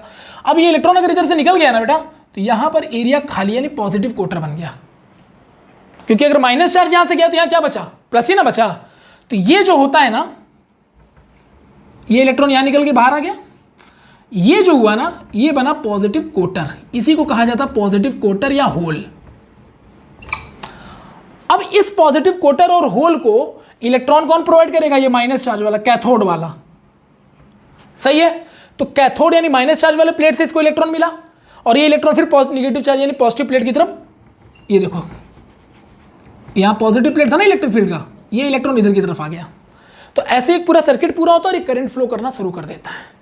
तो यहां पर क्या हो रहा है, पॉजिटिव कोटर की वजह से, यानी this positive quarter which is defined to itself, इसके मूवमेंट की वजह से या इसमें ऑब्जर्वेशन यानी इसमें चेंजेस की वजह से कंडक्टिविटी इनहेंस हो रही है। ये कहीं जा नहीं रहा है, इसकी तरफ इलेक्ट्रॉन आ जा रहे हैं। इसने इलेक्ट्रॉन इसको दिया, इसने आगे ट्रांसफर किया, फिर इसने इसको दिया, इसने ट्रांसफर किया, एक सर्किट पूरा हुआ और कंडक्टिविटी मेंटेन हो गई। तो यहां पॉजिटिव कोटर की वजह से हो रहा है, लेकिन फिर भी ये इलेक्ट्रॉन जैसा नहीं हो सकता, क्योंकि इलेक्ट्रॉन फ्री है। Free electron is far better conductor in compare to the positive कोटर। इसलिए N type semiconductor are far better than P type semiconductor. लेकिन फिर भी कहीं ना कहीं इसमें कंडक्टिविटी इंक्रीज हुई है। लेकिन इसमें कंडक्टिविटी कब आएगा, जब तुम इलेक्ट्रिक फील्ड लगा के देखोगे, ठीक है ना। आप देख सकते हो यहां पर आपने एक एनोड प्लेट बना दिया है और ये कैथोड है, जबकि एन टाइप में क्या था, आपको एनोड कैथोड नहीं लगाना पड़ा, वहां दिख रहा है कि फ्री इलेक्ट्रॉन, तो कंडक्टिविटी बढ़ेगा ही बढ़ेगा। यहां पर अगर आपको चेक करना है कि पॉजिटिव कोटर कंडक्टिविटी कैसे देता, तो फील्ड लगाओगे तभी देख पाओगे। So that's why p type is not a good semiconductor. तो अगर ऐसे में देखा जाए तो n type semiconductors are far better than P type semiconductors. और यहां पे डोपिंग हुआ है, you know that. So doping के फायदे भी हमें मिल रहे हैं। और बताओ ये किसमें हुआ है, कोवेलेंट कंपाउंड, क्योंकि सिलिकॉन जो था वो कोवेलेंट कंपाउंड बनाने वाला है ना, आयनिक नहीं ना बनाएगा ये, क्योंकि जो भी देखो यहाँ पर जो बॉन्ड बन रहा है, कौन सा बॉन्ड बन रहा है बताओ बेटा, कोवेलेंट। चाहे वो एन टाइप में देखो चाहे पी टाइप में, सो इसीलिए कोवेलेंट में, कोवेलेंट का एग्जांपल होगा कि इन कोवेलेंट क्रिस्टल में इंप्योरिटी डिफेक्ट कैसे लाया जाए। तो बाहर से डोपिंग करके लाया जाए, लेकिन हमें कोवेलेंट क्रिस्टल में डोपिंग करने से कुछ फायदा भी मिल रहा है, और इससे एन टाइप पी टाइप नाम के सेमीकंडक्टर जनरेट होते हैं जो हमारे बहुत सारे काम में आते हैं। जैसे मैंने बताया आपको कि amplifier, rectifier, half wave rectifier, full wave rectifier, diode, triode, इन सब बनाने में इनका यूज होता है। ठीक, सो आ गया भाई इंप्योरिटी डिफेक्ट। लो भाई, तो जितने तरह के डिफेक्ट्स हो सकते हैं उतने तरह के डिफेक्ट्स आपके साथ शेयर कर लिया गया है। एंड नाउ अब आप कंफर्म हो चुके हो, बिल्कुल रिलैक्स हो जाओ कि डिफेक्ट से क्वेश्चन कहाँ से आएंगे। मैं फिर भी आपको बिल्कुल कंफर्म कर रहा हूँ, डिफेक्ट्स ऑफ फ्रैंकल और शॉटकी डिफेक्ट, यानी जो स्टॉकियोमेट्री डिफेक्ट के दो पार्ट थे, वैकेंसी और इंटरस्टिशियल, और मेटल एक्सेस डिफेक्ट के दो पार्ट, और मेटल डेफिशिएंसी डिफेक्ट का एक पार्ट, और इंप्योरिटी डिफेक्ट के दो पार्ट। इतने डिफेक्ट्स मैंने डिस्कस किए। इतनी तरह से डिफेक्ट हम किसी क्वेश्चन में ला सकते हैं। हालांकि इतने ही नहीं है, और भी तरीके होते हैं, लेकिन इलेक्ट्रॉनिक डिफेक्ट होता है, लाइन डिफेक्ट होता है, लेकिन उसका सिलेबस में ही नहीं। तो जो भी पॉइंट डिफेक्ट के एग्जांपल्स हमारे पास थे सारे डिस्कस कर दिए। तो ध्यान रखिएगा कि फ्रैंकल और शॉटकी और मेटल एक्सेस डिफेक्ट, ये तीन डिफेक्ट को छोड़ के बाकी डिफेक्ट आपसे बहुत कम पूछा जाता है। एन टाइप पी टाइप में क्या है कि कंडक्टिविटी एनहेंस हुई, तो इसलिए हमारे लिए इसका इंपॉर्टेंस बढ़ जाता है, तो इससे भी क्वेश्चन बन सकता है। तो ये तीन सेक्शन है जहां से आप क्वेश्चन उठा सकते हो डिफेक्ट से, Frenkel, Schottky, metal excess defect और एन टाइप पी टाइप यानी इंप्योरिटी डिफेक्ट। डन, चलिए। तो सर क्रिस्टल का classification on the basis of defect भी हो गया। अब so now this is the last topic here, conductivity nature and magnetic character of the crystals. Simple, this is the last one. So magnetic and conductive character या conductivity, magneticity या magnetic and conductivity in crystal. ठीक है, तो भैया जो crystal हमारा है वो कितने तरह के मैग्नेटिक और कितने तरह के crystal property, conductivity property show कर सकता है। ये भी बहुत आसान है यार। कोई भी क्रिस्टल कितनी तरह से मैग्नेट हो सकता है, तो जितने तरह के मैग्नेट होंगे नेचर में उतने तरह के क्रिस्टल मैग्नेट बना सकते हैं। सिंपल है। अरे भैया जितने मैग्नेट पता चलेंगे उतने ही ना मैग्नेट बनाएगा कि अपने अलग से बना लेगा। तो भैया मैग्नेट कौन कौन से हैं, तो या तो हमारा क्रिस्टल पैरामैग्नेट होगा, या तो हमारा क्रिस्टल डायामैग्नेट होगा, या तो हमारा क्रिस्टल फेरोमैग्नेट होगा, या तो हमारा क्रिस्टल फेरी मैग्नेट होगा, या तो हमारा क्रिस्टल एंटी फेरोमैग्नेट होगा। इतने तरह के क्रिस्टल्स हमारे क्रिस्टल्स मैग्नेटिक प्रॉपर्टी शो कर सकते हैं। ठीक, क्वेश्चन इज पैरामैग्नेटिक क्रिस्टल के एग्जांपल दे दो, क्योंकि एग्जाम में तो एग्जाम्पल ही आता है। और तुम लोगों को तो पता होगा ना पैरामैग्नेटिक कौन होता है, जहां पर कैसे इलेक्ट्रॉन पाए जाते हैं। तो पैरामैग्नेटिक क्रिस्टल्स वो होते हैं जहां पर अनपेयर्ड इलेक्ट्रॉन पाए जाते हैं। ये तो बहुत बेसिक चीज है। डायामैग्नेटिक होते हैं जहां पर पेयर्ड इलेक्ट्रॉन पाए जाते हैं। पैरामैग्नेटिक वो होते हैं जो मैग्नेटिक फील्ड की तरफ क्या होते हैं, पार्शियली अट्रैक्ट होते हैं। डायामैग्नेटिक जो मैग्नेटिक फील्ड देख के भागते हैं, पार्शियली रिपेल होते हैं। और ये पैरा और जो डाया है ना, these are temporary magnet. Temporary magnet का मतलब ये हुआ कि जब तक मैग्नेटिक फील्ड नहीं लगाओगे तब तक ये अट्रैक्शन या रिपल्सन नहीं दिखाएंगे, चुपचाप बैठे रहेंगे। तो दिस इज अ टेम्पररी। तो ये अच्छे मैग्नेट्स नहीं माने जा सकते। तो मैंने क्या बताया, पैरामैग्नेटिक क्या होते हैं, जो मैग्नेटिक फील्ड की तरफ पार्शियली अट्रैक्ट होते हैं। डायामैग्नेटिक जो मैग्नेटिक फील्ड की तरफ पार्शियली रिपेल होते हैं। तो ये सब चीज़ें जो बोलता हूँ उसको लिखा करिए, ठीक है।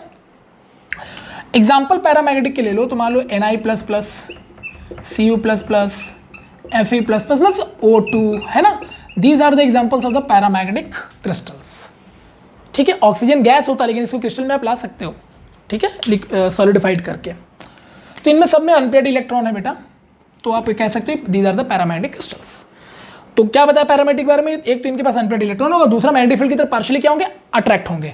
और मैग्नेटिक फील्ड हटा दोगे तो ये फिर मैग्नेटिक रेडिएशन शो नहीं करेगा, इसलिए टेम्पररी मैग्नेट्स होते हैं, ठीक है। डायमैग्नेटिक होते हैं जिनमें पेयर्ड इलेक्ट्रॉन होता है और ये मैग्नेटिक फील्ड की तरफ जाने पे भागते हैं, यानी पार्शियली रिपेल करते हैं, यानी ये मैग्नेटिक प्रॉपर्टी प्रॉपर्ली शो नहीं कर पाते। एग्जाम्पल के तौर पे डायमैग्नेटिक यानी जिनमें इलेक्ट्रॉन पेयर्ड होने चाहिए, तो यार NaCl है ना, KCl, Na2O, ठीक है बेटा, O3 ओजोन, ठीक है। These are the examples of diamagnetic crystals. तो ये बेसिकली इनको क्रिस्टल फॉर्म में कन्वर्ट करो तो बन जाएगा डायमैग्नेटिक, सिंपल है। फेरो, फेरी और anti ferro, remember that these are permanent crystal. Permanent crystal का मतलब हो गया कि एक बार अगर इनमें क्रिस्टलिक प्रॉपर्टी यानी मैग्नेटिक प्रॉपर्टी आ गई ना, तो मैग्नेटिक फील्ड रखो ना रखो ये अपना बिहेवियर नहीं छोड़ेंगे. And these are the permanent magnets. Okay, and one of the most strongest magnet ever is ferro. याद रखिएगा, this one is the strongest magnet ever. Okay, अब फेरो में क्या होता है? तो एक्चुअली फेरोमैग्नेट स्ट्रॉन्गेस्ट क्यों मैं बताता हूं. जैसे मान लो तुमने बेटा ये इलेक्ट्रॉन के डोमेन्स बना लिए, ये इलेक्ट्रॉन्स के डोमेन्स हैं ऐसे मान लो.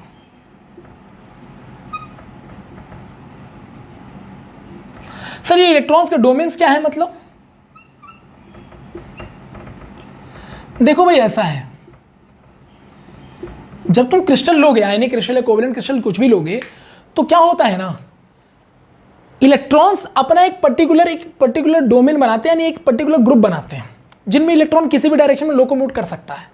तो ऐसे मान लो डोमेन बना दिए, इलेक्ट्रॉनों के ग्रुप को डोमेन कह दिया मैंने समझाने के लिए. ठीक, अब जब मैं इसको मैग्नेटिक फील्ड के पास लेके गया, देखो बेटा मैग्नेटिक फील्ड क्या होता है, बी वेक्टर, इसे शो करते हैं.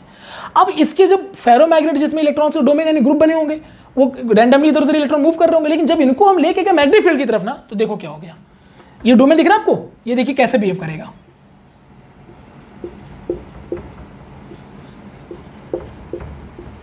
क्या वो देखिए, तो सारे के सारे डोमेन के इलेक्ट्रॉन जो रैंडमली इधर उधर मूव कर रहे थे, वो अब पूरी तरह से फाइनली मैग्नेटिक फील्ड की तरफ बिल्कुल अट्रैक्ट हो गए, अलाइन हो गए, कंप्लीटली अलाइन हो गए. मतलब मैग्नेटिक फील्ड की तरफ बहुत पावरफुली अट्रैक्ट हो रहे हैं. मतलब सोचो कितना स्ट्रॉन्ग मैग्नेट होगा ये. डन. और ये क्या है ना कि तुम मैग्नेटिक फील्ड हटा भी दोगे ना, तो इसके इलेक्ट्रॉन के जो कंडीशंस आपको दिख रही है वो फिर ऐसे नहीं होने वाली, ये परमानेंट हो गया. ऐसे को कहते हैं फेरोमैग्नेट. फेरोमैग्नेट के अगर एग्जांपल्स की अगर आपसे कोई बात करे तो Fe2O3, Fe, Ni, CO, है ना. These are the example of ferromagnets. These are the permanent magnet, these are very very strong magnet. Why? Because यहां पर जो इनके अंदर जो इलेक्ट्रॉनों का एक समूह होता है जो डोमेन बना लेते हैं, अगर उनको मैग्नेटिक फील्ड की तरफ लिया जाए तो पूरा इलेक्ट्रॉन मैग्नेटिक फील्ड की तरफ अलाइन कर जाता है. और पूरा का पूरा इलेक्ट्रॉन अगर उधर अलाइन करके तो बहुत पावरफुली अट्रैक्शन होगा मैग्नेटिक फील्ड की तरफ. तो इससे पता चलता है कि ये मैग्नेट काफी स्ट्रॉन्ग मैग्नेट होते हैं. ठीक है, सो एग्जाम्पल्स में क्यों देता जा रहा हूं, क्योंकि मेन हमारा पर्पस एग्जाम्पल्स है, क्योंकि एग्जाम में एग्जाम्पल आता है. तो सर फिर ये सब डिटेल में क्यों बता रहा हूं, क्योंकि यहां से भी खेलना होता है ना, खेलो दिमाग से. पता है कि नहीं पता है? चलो सर फेरी में क्या होता होगा. अरे देखो ना, फेरी की इलेक्ट्रॉन डोमेन हम बना लेते हैं. चलो मान लो इलेक्ट्रॉन डोमेन ऐसे बना हुआ है, हमने दो डोमेन बना लिया, ऐसे मल्टीपल डोमेन होते हैं बेटा. ठीक है, मैं समझाने के लिए दो डोमेन बना रहा हूं. ठीक, अब इसको लेके जाते हैं मैग्नेटिक फील्ड में, लेके गए मैग्नेटिक फील्ड में, ये देखिए मैग्नेटिक फील्ड है. तो देखिए अब इनका डोमेन कैसे बिहेव करता है, देखिएगा. ये दिख रहा है आपको. तो यहां इलेक्ट्रॉन कुछ ऐसे हो जाएंगे.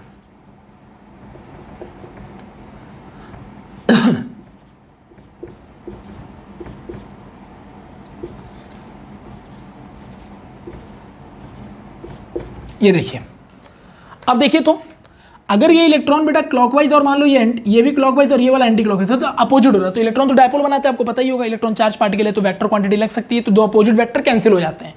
तो यू कैन सी ये वाला वेक्टर तो ठीक है, लेकिन ये वाला इससे कट गया, ये वाला बेटा इससे कट गया, ये वाला इससे कट गया, ये वाला इससे कट गया. तो आप देखिए ना, खाली ये एक इलेक्ट्रॉन बचा और एक ये इलेक्ट्रॉन बचा जो अलाइन कर रहा मैग्नेटिक फील्ड की तरफ. बाकी सबका जो इलेक्ट्रॉनिक स्पिन एक दूसरे से कैंसिल हो गया, क्योंकि दो एक क्लॉकवाइज और एक एंटी क्लॉकवाइज घूमते हैं, तो दोनों का जो एक्चुअल रोटेशन होगा एक दूसरे को कैंसिल कर देगा. तो केवल कुछ इलेक्ट्रॉन ही हैं जो मैग्नेटिक फील्ड की तरफ अट्रैक्ट हो रहे हैं. मतलब इसमें सारे इलेक्ट्रॉन अलाइन हो रहे थे, कोई भी एक दूसरे को कैंसिल नहीं कर पा रहा था, कोई भी इलेक्ट्रॉन का स्पिन एक दूसरे को कैंसिल नहीं कर पा रहा था. लेकिन यहां पर कुछ इलेक्ट्रॉन कैंसिल हो जा रहे हैं, कुछ ही बच रहे हैं जो मैग्नेटिक फील्ड की तरफ अलाइन हो रहे हैं. मतलब यह मैग्नेटिक फील्ड थोड़ी सी कम हो गई है.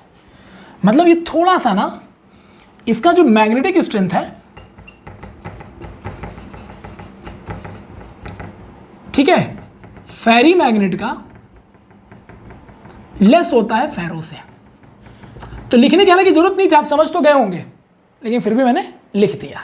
Everything is clear. Now the question is examples.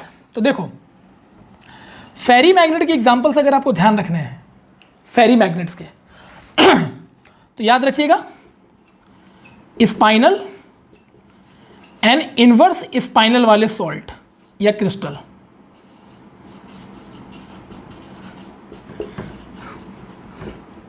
ये लीजिए, जितने भी इनवर्स स्पाइनल क्रिस्टल्स होते हैं सारे के सारे फेरी मैग्नेट्स होते हैं. जैसे इनवर्स स्पाइनल के एग्जांपल, जैसे स्पाइनल के एग्जांपल याद है कि भूल गए तुम लोग, पढ़ते लिखते तो नहीं। तो स्पाइनल का याद है ना, तुमको बताया था किससे किससे मिलकर बनता है, बाइवेलेंट, ट्राइवेलेंट और ऑक्साइड से मिलकर बनता है, याद है। तो मान लो MgAl2O4, क्योंकि स्पाइनल का फॉर्मूला ये था ना Ab2O4, तो ऐसे ही बनाते चले जाओ, MgAl2O4, ZnFe2O4, these are the examples of किसके, फेरी मैग्नेट्स के। देख रहे हो कहाँ के एग्जाम्पल को कहाँ से लिंक कर दिया। तो जिसको फेरी मैग्नेट का एग्जाम्पल याद करना उसको स्पाइनल इनवर्स स्पाइनल पता होना चाहिए, और वो मैं ऑलरेडी बता चुका हूँ। डन है बेटा, ठीक है। अच्छा यहाँ क्या नाम लिखा है, एंटी फेरो। हो, फेरो तो पावरफुल था, तो एंटी फेरो उसका उल्टा, मतलब ये जितना पावरफुल उतना ही ये वीकेस्ट। समझ में आ गया, ये बताने की जरूरत तो नहीं है। तो एंटी फेरो को example all manganese oxide, manganese के जितने भी ऑक्साइड तुम्हारे दिमाग में आ सके सारे इसके एग्जाम्पल्स हो सकते हैं। तो आपको एग्जाम्पल भी याद नहीं करना पड़ रहा, देख रहा हूं मैं कितना नॉर्मल तरीके से बता दे रहा हूं। तो अब बताओ, ये तो टेम्परेरी, इनकी बात छोड़ो, फेरो, फेरी और एंटी फेरो में अगर इसका मैग्नेटिक स्ट्रेंथ का ऑर्डर अरेंज करो तो कैसे करोगे। सबसे स्ट्रॉन्गेस्ट कौन, फेरो, उसके बाद फेरी, और एंटी फेरो सबसे वीकेस्ट होगा, क्योंकि फेरो जितना स्ट्रॉन्गेस्ट होगा, एंटी मतलब उसका उल्टा, फेरो उतना ही वीकेस्ट हो जाएगा। एग्जाम्पल सर, फेरो को एग्जाम्पल दे दिया मैंने आपको, Fe2O3, FeCO, डी ब्लॉक के एलिमेंट ज्यादातर। फेरी के एग्जाम्पल क्या दिया मैंने, एग्जाम्पल स्पाइनल और इनवर्स स्पाइनल के जितने क्रिस्टल सब इसको फॉलो करेंगे, उसका ट्रिक भी आपको पता ही है। और एंटी फेरो का क्या बोल दिया कि मैग्नीज का कोई भी ऑक्साइड आपको दिख जाए, खट से टिक लगा दो, एंटी फेरो है। डन, हो गया क्रिस्टल की मैग्नेटिक प्रॉपर्टी खत्म। मजा आ गया, चलो। अच्छा, अब किसकी प्रॉपर्टी आ रही है, कंडक्टिविटी की। You can see here conductivity का कॉन्सेप्ट क्या है। तो भैया तुम ही बताओ ना, चाहे क्रिस्टल हो या कोई भी ऑब्जेक्ट हो, आप तीन तरीके से कंडक्टिविटी को डिफाइन करते हो ना, बताओ कैसे। कि भैया या तो कोई ऑब्जेक्ट या कोई क्रिस्टल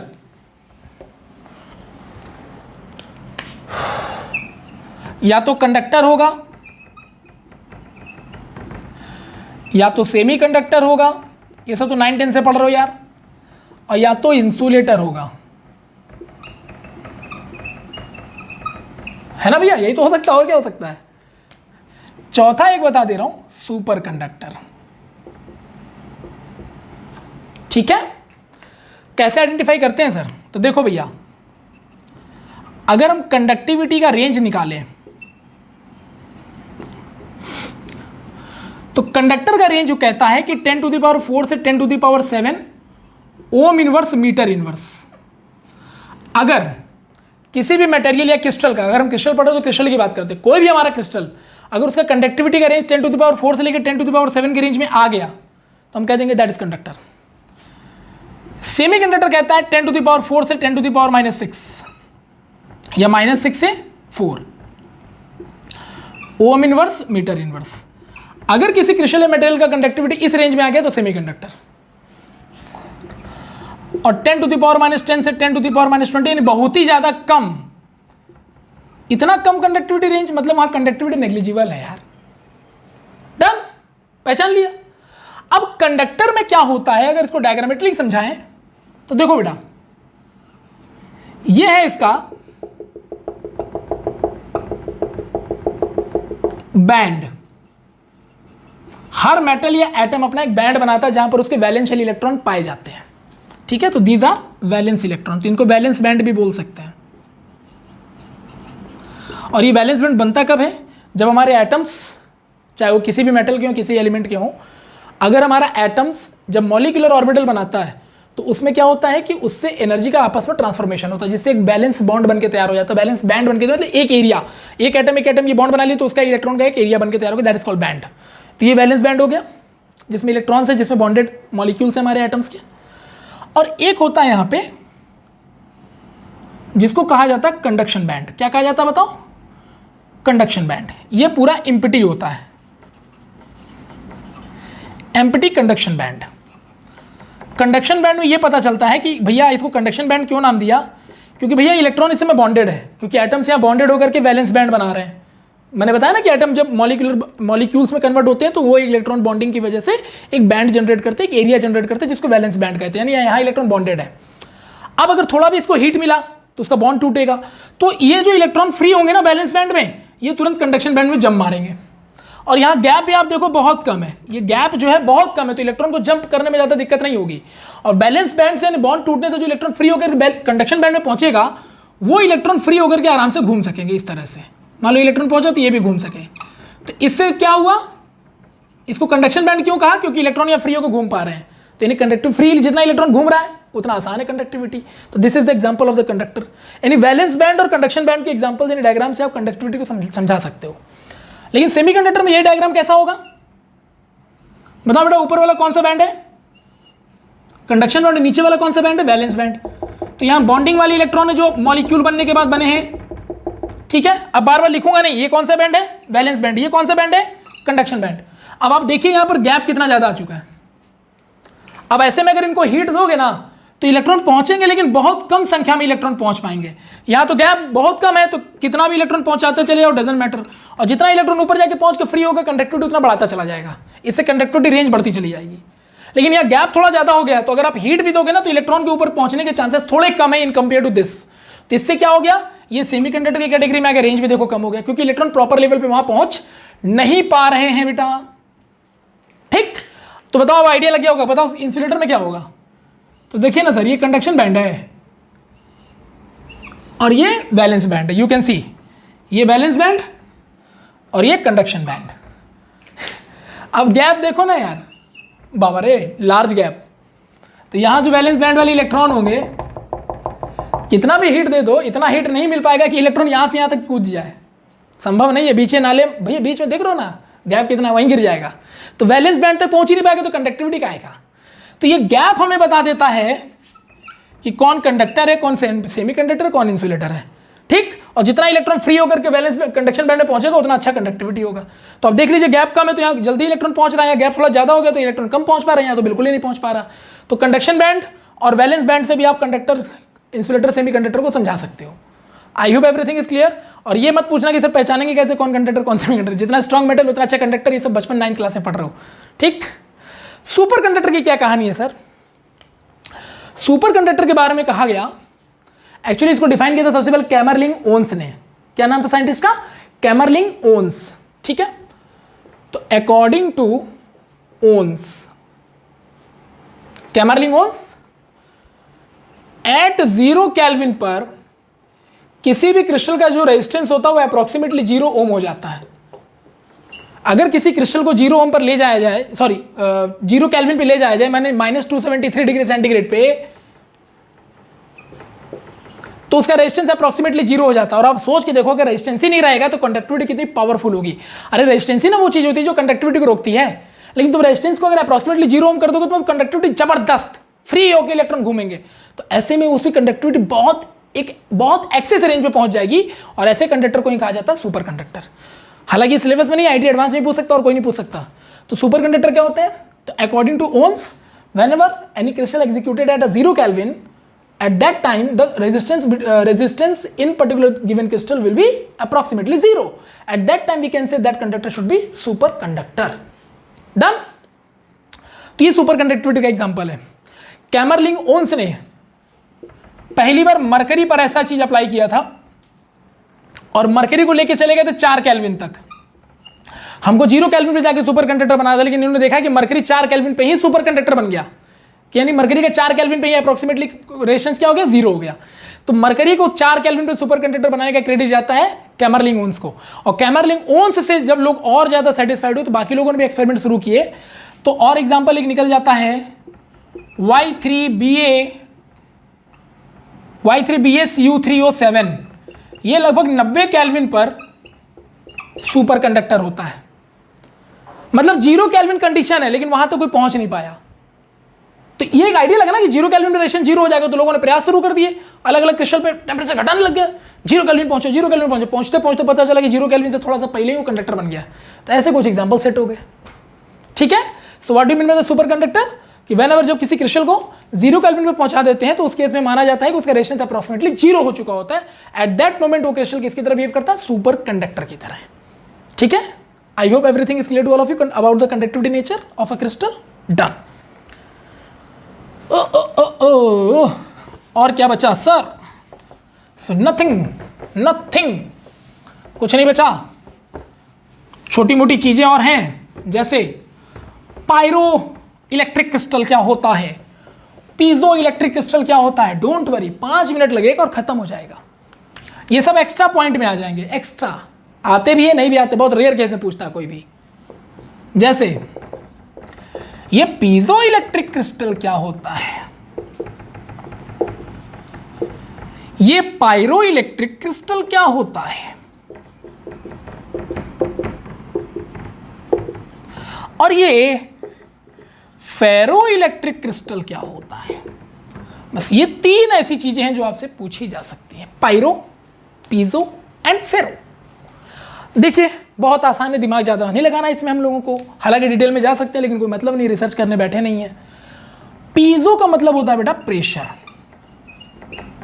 और इलेक्ट्रिक का मतलब तुम्हें पता बताने की जरूरत नहीं, समझदार आदमी हो। अब समझ में आ गया सर। अरे सर देखो, कोई भी क्रिस्टल आयनिक क्रिस्टल होता है ना, हम लोग जनरली आयनिक क्रिस्टल की बात करते हैं, तो ये ध्यान रखिएगा, ये जो भी हम बात कर रहे हैं आयनिक क्रिस्टल के लिए बात कर रहे हैं। यानी ये जो एग्जांपल्स अगर आप मान लो इन क्रिस्टल के बारे में कोई पूछेगा तो आप सीधे बताओगे कि आयनिक क्रिस्टल है। पीजो हो चाहे पायरो चाहे फेरो, ये सब आयनिक क्रिस्टल के कैरेक्टर्स हैं। अब देखो ध्यान से समझना, अगर कोई आयनिक क्रिस्टल है तो उसमें केटायंस और एनायंस होंगे कि नहीं होंगे। और याद रखिए कोई भी क्रिस्टल जब केटायंस एनायंस से बनता है ना आयनिक क्रिस्टल, तो हमेशा वो न्यूट्रलिटी मेंटेन करने की कोशिश करता है कि वो अपना डायपोल जो होता है ना कैंसिल करने की कोशिश करता है। डायपोल कैंसिल कब होगा, जब पॉजिटिव निगेटिव अपोजिट साइड में चले जाए तो एक दूसरे का डायपोल कैंसिल करते हैं। करेक्ट।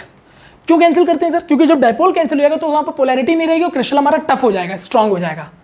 ऑब्वियसली अगर पोलर हो जाएगा क्रिस्टल तो पॉजिटिव निगेटिव डिफरेंट हो जाएंगे, तो वही आयनिक क्रिस्टल आराम से तोड़ा जा सकता है। तो हर क्रिस्टल चाहता है कि उसका डायपोल कैंसिल हो जाए, ठीक। लेकिन अगर मान लो तुम्हें कोई क्रिस्टल दिया कि उसका डायपोल कैंसिल है, लेकिन तुमने उसमें क्या किया ना, बाहर से प्रेशर अप्लाई किया, यानी मैकेनिकल स्ट्रेस अप्लाई किया, ठीक है। ये जो प्रेशर वर्ड यहां पर यूज कर रहा हूं ये क्या है, मैकेनिकल स्ट्रेस अप्लाई किया, ठीक है। तुमने बाहर से मैकेनिकल स्ट्रेस अप्लाई किया तो भैया तुम्हारा डायपोल कैंसिल है क्रिस्टल के अंदर, न्यूट्रल है तो डायपोल कैंसिल है ना। लेकिन जब तुम प्रेशर मारोगे तो आयंस जो डायपोल्स होते हैं ना वो चेंज होने लगते हैं, अपना अलाइनमेंट चेंज कर देते हैं। तो तुम्हारे मैकेनिकल स्ट्रेस की वजह से उनमें डायपोल के अलाइनमेंट में चेंजेस आ जाते हैं।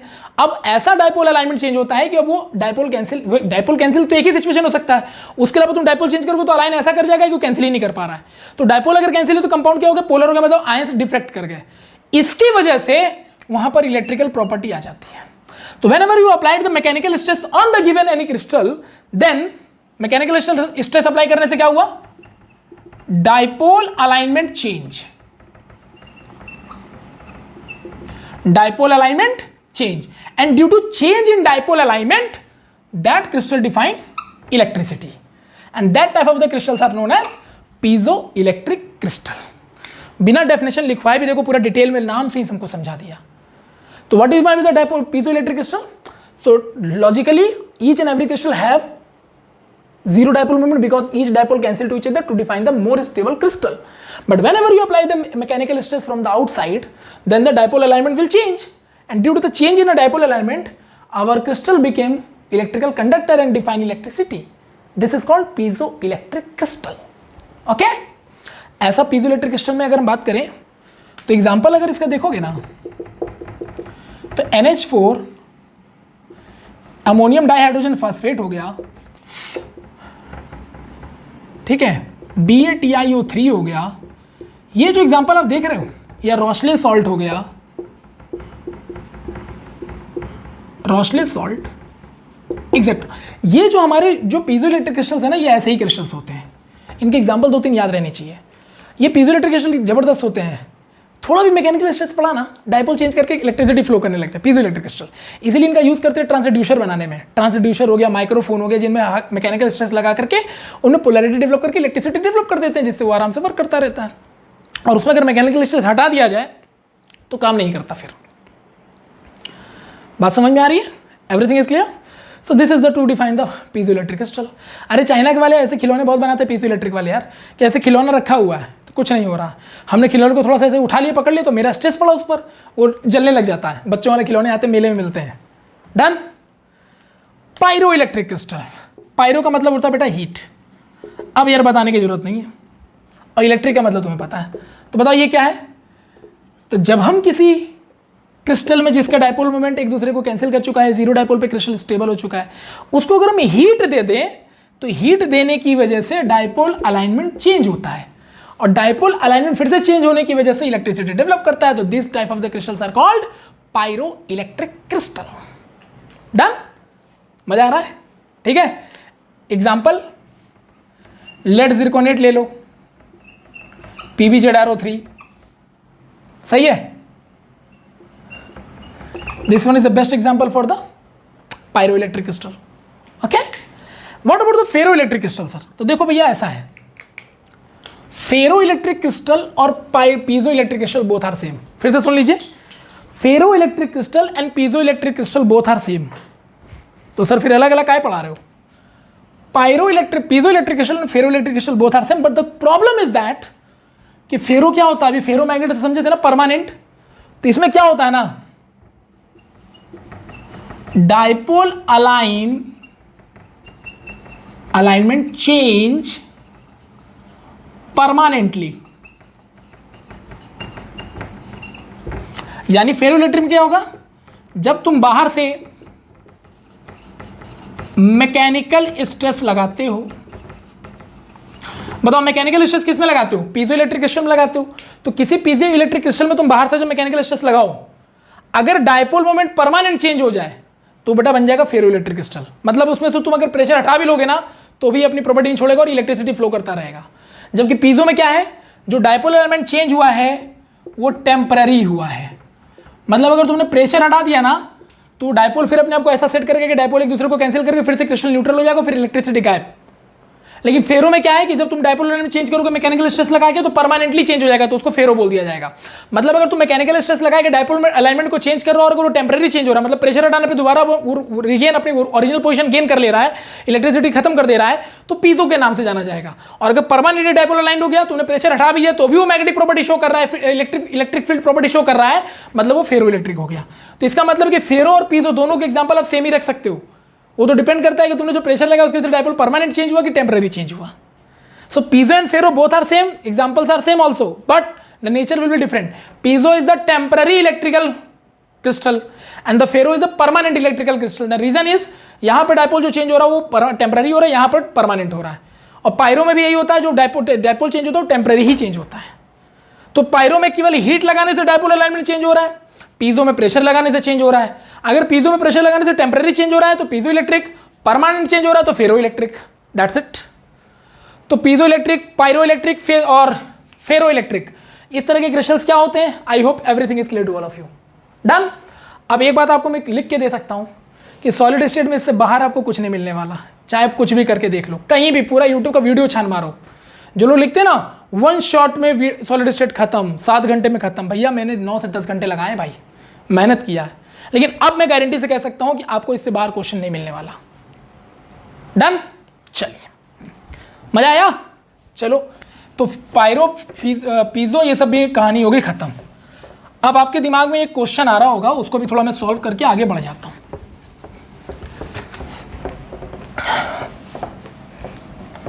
देखो बेटा, आप एक दिमाग में आपके क्वेश्चन आ रहा हो, सर आप शुरू से बताते आ रहे हो कि सब चीजें एक्सरे से पता चलती है, एक्सरे डिफ्रैक्शन पैटर्न से। हमें पता करना हो कि सर कैसे कैसे क्या क्या होता है, तो कैसे करेंगे? मान लो एक्सरे डिफ्रैक्शन पैटर्न पे कोई न्यूमेरिकल आ गया तो क्या करेंगे? तो और ये सर एक्सरे पैटर्न डिफ्रैक्शन हुआ कैसे, कैसे किया था, किसने किया था? तो मैंने बताया तो ब्रैग्स ने किया था। तो ब्रैग्स ने किया कैसे था उसके लिए मैं आपको बता दे रहा हूं। ब्रैग्स इक्वेशन याद है ना? ब्रैग्स के फादर WH ब्रैग और WL ब्रैग दोनों बाप बेटे मिलकर के एक्सरे डिफ्रैक्शन पैटर्न NaCl के पहली बार निकाले थे। तो क्वेश्चन दिमाग घूम रहा होगा ना तब से, सर कैसे किया होगा सर, और इतना सो क्रिस्टल आपने पढ़ा दिया सर, सब में एक्सरे डिफ्रैक्शन हुआ होगा सर, कैसे हुआ होगा? और दिखाते हैं, मैथमेटिकली दिखाते हैं, इससे एक फॉर्मूला भी बन जाएगा। मान लो बेटा ये कि क्रिस्टल का लेयर है, ये भी क्रिस्टल का एक लेयर है, ये भी क्रिस्टल का एक लेयर है। भाई क्रिस्टल जब क्रिस्टल के अंदर घुसते हो तो मल्टी लेयर होते हैं ना, क्योंकि आपने पढ़ा है कि क्रिस्टल में बहुत सारे यूनिट सेल्स होते हैं, तो लेयर तो होंगे। मान लो 3 लेयर लिए, ऐसे और भी लेयर हो सकते हैं, मैं 3 लेयर ले रहा हूँ। और मान लेता हूँ बेटा कि 2 लेयर के बीच का जो डिस्टेंस है ना वो D है, ठीक है, परमानेंट डिस्टेंस D है, क्योंकि क्रिस्टल फिक्स अरेंजमेंट का होता है तो सारे डिस्टेंस कॉमन होंगे, सेम होंगे। अब क्या हुआ कि हमको इस पे हमें पता करना था क्रिस्टल का इंटरनल लेयर कैसा है, क्या है, एक्सरे डिफ्रैक्शन, तभी तो पता चले क्रिस्टल कैसा है। तो मैंने बाहर से ना इस पे एक्सरे गिराया, हम लोग एक्सरे से करते थे ना ऑब्जर्वेशन, तो मैंने एक्सरे गिराया। X ray surface crystal solid surface होता है बेटा, टकरा के रिफ्लेक्ट हो गया। अरे सर अगर ऊपर से रिफ्लेक्ट हो जाएगा तो भी नीचे दिखेगा क्या? अरे रुको ना यार, एक्सरे का रेज एक नया गया नीचे गया और यहां से रिफ्लेक्ट हो रहा है, ऐसे डालोगे तो नीचे लेयर पे जाएगा, क्योंकि एक्सरे का मेन काम क्या होता है, पिनिट्रेट करते चले जाना, इसलिए तो उस पर स्टडी करना आसान होता है। तो मैंने 2 लेयर पे बता दे रहा हूँ बेटा, 2 पे पता चल जाएगा तो 3 4 5 जितने भी लेयर होंगे सबके लिए बता दोगे। तो ये एक्सरे लेयर गिराया गया एंड यू कैन सी अगर ये रे वाई और ये जेड है तो बेटा जेड में ना चलना थोड़ा ज्यादा हो गया है। कैसे? अरे यार अगर मान लो यहां पर एक परपेंडिकुलर यहां डाल दें, ये मान लो क्यू है बेटा, ये मान लो आर है और यहां परपेंडिकुलर डाल दिया बेटा, ये एस हो गया। तो अब जरा गौर करो ना, जेड को क्यू आर एस वाला पाथ ज्यादा चलना पड़ा है, क्योंकि देखो ये जो वाई वाला रेज है ये टकरा के ऐसे निकल गया, जबकि एक्स वाले को या जेड वाले को थोड़ा सा अंदर आना पड़ा है। ये चाहता तो यहीं से टकरा के निकलता, लेकिन यहां एक्स्ट्रा डिस्टेंस चलना पड़ रहा है, यू कैन सी नाउ। तो जो ये एक्स्ट्रा डिस्टेंस है क्यू आर एस को सर बाइसेक्टर क्यों किया, इससे ये पता चलेगा कि देखो ये वाला डिस्टेंस एक्स्ट्रा है यहां पे या ये वाला डिस्टेंस एक्स्ट्रा। तो बाइसेक्टर करने पर क्या होगा ना, अगर ये डिस्टेंस निकल गया तो ये भी पता चल जाएगा, बाइसेक्टर करने पे ये वाला डिस्टेंस हो गया तो बेटा ये भी पता चल जाएगा कि कितना एक्स्ट्रा चल रहा है। ठीक, और according to the wave mechanics यानी wave optics we can say कि जो extra distance Q R S चल रहा है यानी extra distance covered by Z ray is equivalent to integral multiple of their wavelength. ये मैं नहीं कह रहा, वेव ऑप्टिक्स कहता है। शर्त है कि जो 2 रे हैं उनका एम्पलीट्यूड अप्रोक्सीमेटली सेम हो, फ्रीक्वेंसी भी अप्रोक्सीमेटली सेम हो, और यहां तो भैया रेज एक ही एक्सरे है तो फ्रीक्वेंसी तो अप्रोक्सीमेटली सेम हो ही सकती है। तो ऐसे केस में जब भी कभी 2 वेव एक पर्टिकुलर पैटर्न से फॉलो अप करके रिफ्लेक्ट करते हैं तो जो भी वेव या जो भी रेज एक्स्ट्रा डिस्टेंस कवर करता है वो हमेशा उसके वेवलेंथ का इंटीग्रल मल्टीपल होता है, ये वेव ऑप्टिक्स कहता है। ठीक है, तो इसका मतलब सर ये जो क्यू आर एस है जो एक्स्ट्रा डिस्टेंस कवर हुआ है, क्यू आर एस जो कि एक्स्ट्रा डिस्टेंस कवर हुआ है किससे, वाई से, वाई का रेज में डिस्टेंस कम है, जेड के रेज में extra distance Q R S है, ये हमेशा लैम्डा के बराबर आएगा। हमने कहा बिल्कुल करेक्ट। तो सर क्यू आर एस कितना होगा जो एक्स्ट्रा डिस्टेंस है, तो क्यू आर एस कैसे निकालें, तो बेटा देखो ना ये वाला थीटा हो गया बेटा, ये वाला थीटा हो गया, ये वाला 90 हो गया, ये वाला भी 90 हो गया क्योंकि परपेंडिकुलर है। तो यहां से बताओ अगर इसको मैं मान लेता हूं P, मान लिया बेटा, अगर मैं मान लेता हूं तो बताओ इस वाले ट्राइंगल देखो तो from triangle P Q R sine theta बराबर कितना आ जाएगा बताओ, साइन थीटा बराबर परपेंडिकुलर बाय हाइपोटेनस बेटा, तो परपेंडिकुलर तो थीटा के सामने क्यू आर हो गया और हाइपोटेनस बेटा कितना पी आर है, तो बेटा पी आर बराबर कितना आ गया क्यू आर साइन थीटा। सही है, इक्वेशन नंबर 2 डन। तो सर क्यू आर मेरा निकल गया, क्यू आर मेरा निकल गया, क्यू आर कितना आ गया पी आर साइन थीटा। ठीक है बेटा, तो बताओ यहां से आर एस कितना आएगा, तो सेम यहां पर भी फ्रॉम ट्रायंगल कौन सा पी आर एस, तो मैं डायरेक्ट लिख दूं अब, तो यहां से भी बेटा तुम्हारा आर एस आ जाएगा पी आर साइन थीटा। आ गया बेटा। अब आप बताओ एक्स्ट्रा डिस्टेंस कितना चल रहे हो, क्यू आर एस, भैया वाई के कंपेयर में ये डिस्टेंस ही तो एक्स्ट्रा है क्यू आर एस, ये वाला डिस्टेंस, अगर ये डिस्टेंस हटा दो तो दोनों का लगभग वेवलेंथ सेम हो जाएगा, देख रहे हो ये, तो Q R S extra distance है सर, तो सर क्यू आर एस कितना हो जाएगा, तो Q R plus R S, so Q R S total कितना हो गया, तो Q R plus R S, तो क्यू आर कितना है P R sine theta, R S कितना पी आर साइन थीटा, तो कितना आ गया बेटा 2 P R sine theta. Done. और क्यू आर एस क्या था, तो Q R S extra distance wave ने ट्रेवल किया था, और according to the wave optics whenever any extra distance covered by any type of the rays then it will be always the integral multiple of their wavelength। तो यानी QRS अगर extra distance है तो this will be equivalent to their integral multiple of wavelength। So from equation number 1, this is equation number 1, what is beta equation number 1, QRS equal to n lambda, तो QRS क्या है 2 PR sin theta, तो बेटा 2 PR sin theta बराबर n lambda हो गया, और PR क्या है, ओहो पी आर तो 2 लेयर के बीच का डिस्टेंस है जो कि डी है ना बेटा, तो यानी कि 2d साइन थीटा बराबर एन लेमडा, तो यानी आ गया एन लेमडा बराबर 2d साइन थीटा। ये आ गया बेटा ब्रैग्स इक्वेशन, यानी ब्रैग्स ने जब पहली बार एक्सरे डिफ्रैक्शन ऑर्डर को पैटर्न को फॉलो किया तो ये इक्वेशन फॉलो अप हुआ, एन लेमडा बराबर 2d साइन थीटा। अब ये परमानेंट मेरा फॉर्मूला बन गया। अब बेटा ये जो एन लेमडा बराबर 2d साइन थीटा निकला है, इसमें कौन सी चीज क्या है अगर ये पता चल जाए तो इससे रिलेटेड न्यूमेरिकल भी लगाने लग जाएंगे अब तो हम। तो एन क्या है, the number of diffraction pattern, number of diffraction pattern का मतलब ये जो रेस तुम डाल रहे हो ना, तो देखो ना यहां से यहां तक डिफ्रैक्ट हुआ, फिर ये वाला रेस ऊपर ही से चला गया, ये और एक डालो तो नीचे जाएगा, और जाएगा तो नीचे, तो ऐसे मल्टीपल लेयर में डिफ्रैक्शन होंगे। तो जितने भी लेयर में डिफ्रैक्शन होंगे, नंबर ऑफ डिफ्रैक्शन पैटर्न है जो आपको न्यूमेरिकल में दिया जाएगा। लैम्डा क्या है बेटा, लैम्डा क्या है, तो ऑब्वियसली सर जिस रेस को गिरा उसी का वेवलेंथ होगा, तो वेवलेंथ ऑफ एक्सरे। ठीक है बेटा, तो एन क्लियर, लैम्डा क्लियर। और बताओ सर डी क्या है, बोलो बेटा डी क्या है, D D D D D, तो डी है कॉन्जिक्यूटिव लेयर डिस्टेंस, लगातार दो लेयर के बीच का डिस्टेंस। यू कैन सी एक लेयर दो लेयर इसके बीच का डिस्टेंस डी। ठीक है बेटा, और थीटा क्या है, तो जो रेस गिरा रहा हो ये क्या कर रहा है, एंगल बना रहा होगा ना थीटा, तो यानी थीटा क्या है, एंगल ऑफ इंसिडेंट रे। जो एक्सरे जो है सरफेस के साथ रेस बना रहा है, एंगल बना रहा है। तो एन लैम्डा बराबर 2d sin थीटा। इससे कंफर्म हो गया कि एन क्या है, नंबर ऑफ डिफ्रैक्शन पैटर्न है। तो अगर हमको वेवलेंथ दो लेयर के बीच का डिस्टेंस और इंसिडेंट एंगल पता चल जाए, तो नंबर ऑफ कितने लेयर्स के डिफ्रैक्शन हो रहे होंगे क्रिस्टल में बता देंगे। इससे क्रिस्टल का टोटल नंबर ऑफ लेयर निकल के आ जाएगा, क्योंकि नंबर ऑफ डिफ्रैक्शन जितनी बार होगा जितनी लेयर होंगे वहां पे, that's a way to define the crystal length, crystal का इनर क्राइटेरिया। हालांकि this one is the very very easiest equation Bragg's का। ब्रैक्स ने और भी बहुत कॉम्प्लिकेटेड इक्वेशन दिया था जिससे हम लेयर से अंदर घुस करके उसकी वेवलेंथ सब कुछ निकाल डालते हैं, उसको विस इंडिसेस और लीनियर इंडिसेस कहते हैं। उसमें पूरा इसके अंदर घुस के पूरा निकाल लेते हैं, लेकिन उतना डेप्थ में नहीं जा सकते हैं, 12th क्लास है हमारा, sorry to say. So I hope it is clear. तो इस इक्वेशन पे भी बेटा न्यूमेरिकल बन सकते हैं, और कौन सी चीज क्या अगर आपको ये पता है तो इसके न्यूमेरिकल लगाते रहो। हालांकि इसके न्यूमेरिकल मेंस में नहीं आते, ठीक है, एडवांस में आप इसको सोच सकते हो। दैट्स अ वे। अब जाके फाइनली पता चला कि ब्रैक्स ने पूरा एक्सरे से पूरा क्रिस्टल तो हमको पढ़ा दिया, लेकिन कैसे पढ़ाया था अब क्लियर हो गया। Done. So this is all about the beta solid state, and now we can say कि सॉलिड स्टेट हमारा पूरी तरह से होता है समाप्त, डन। यानी कि 7 एपिसोड मैंने रिलीज कर दिए सॉलिड स्टेट के। और सॉलिड स्टेट का जो वेब सीरीज है उसमें 7 एपिसोड है।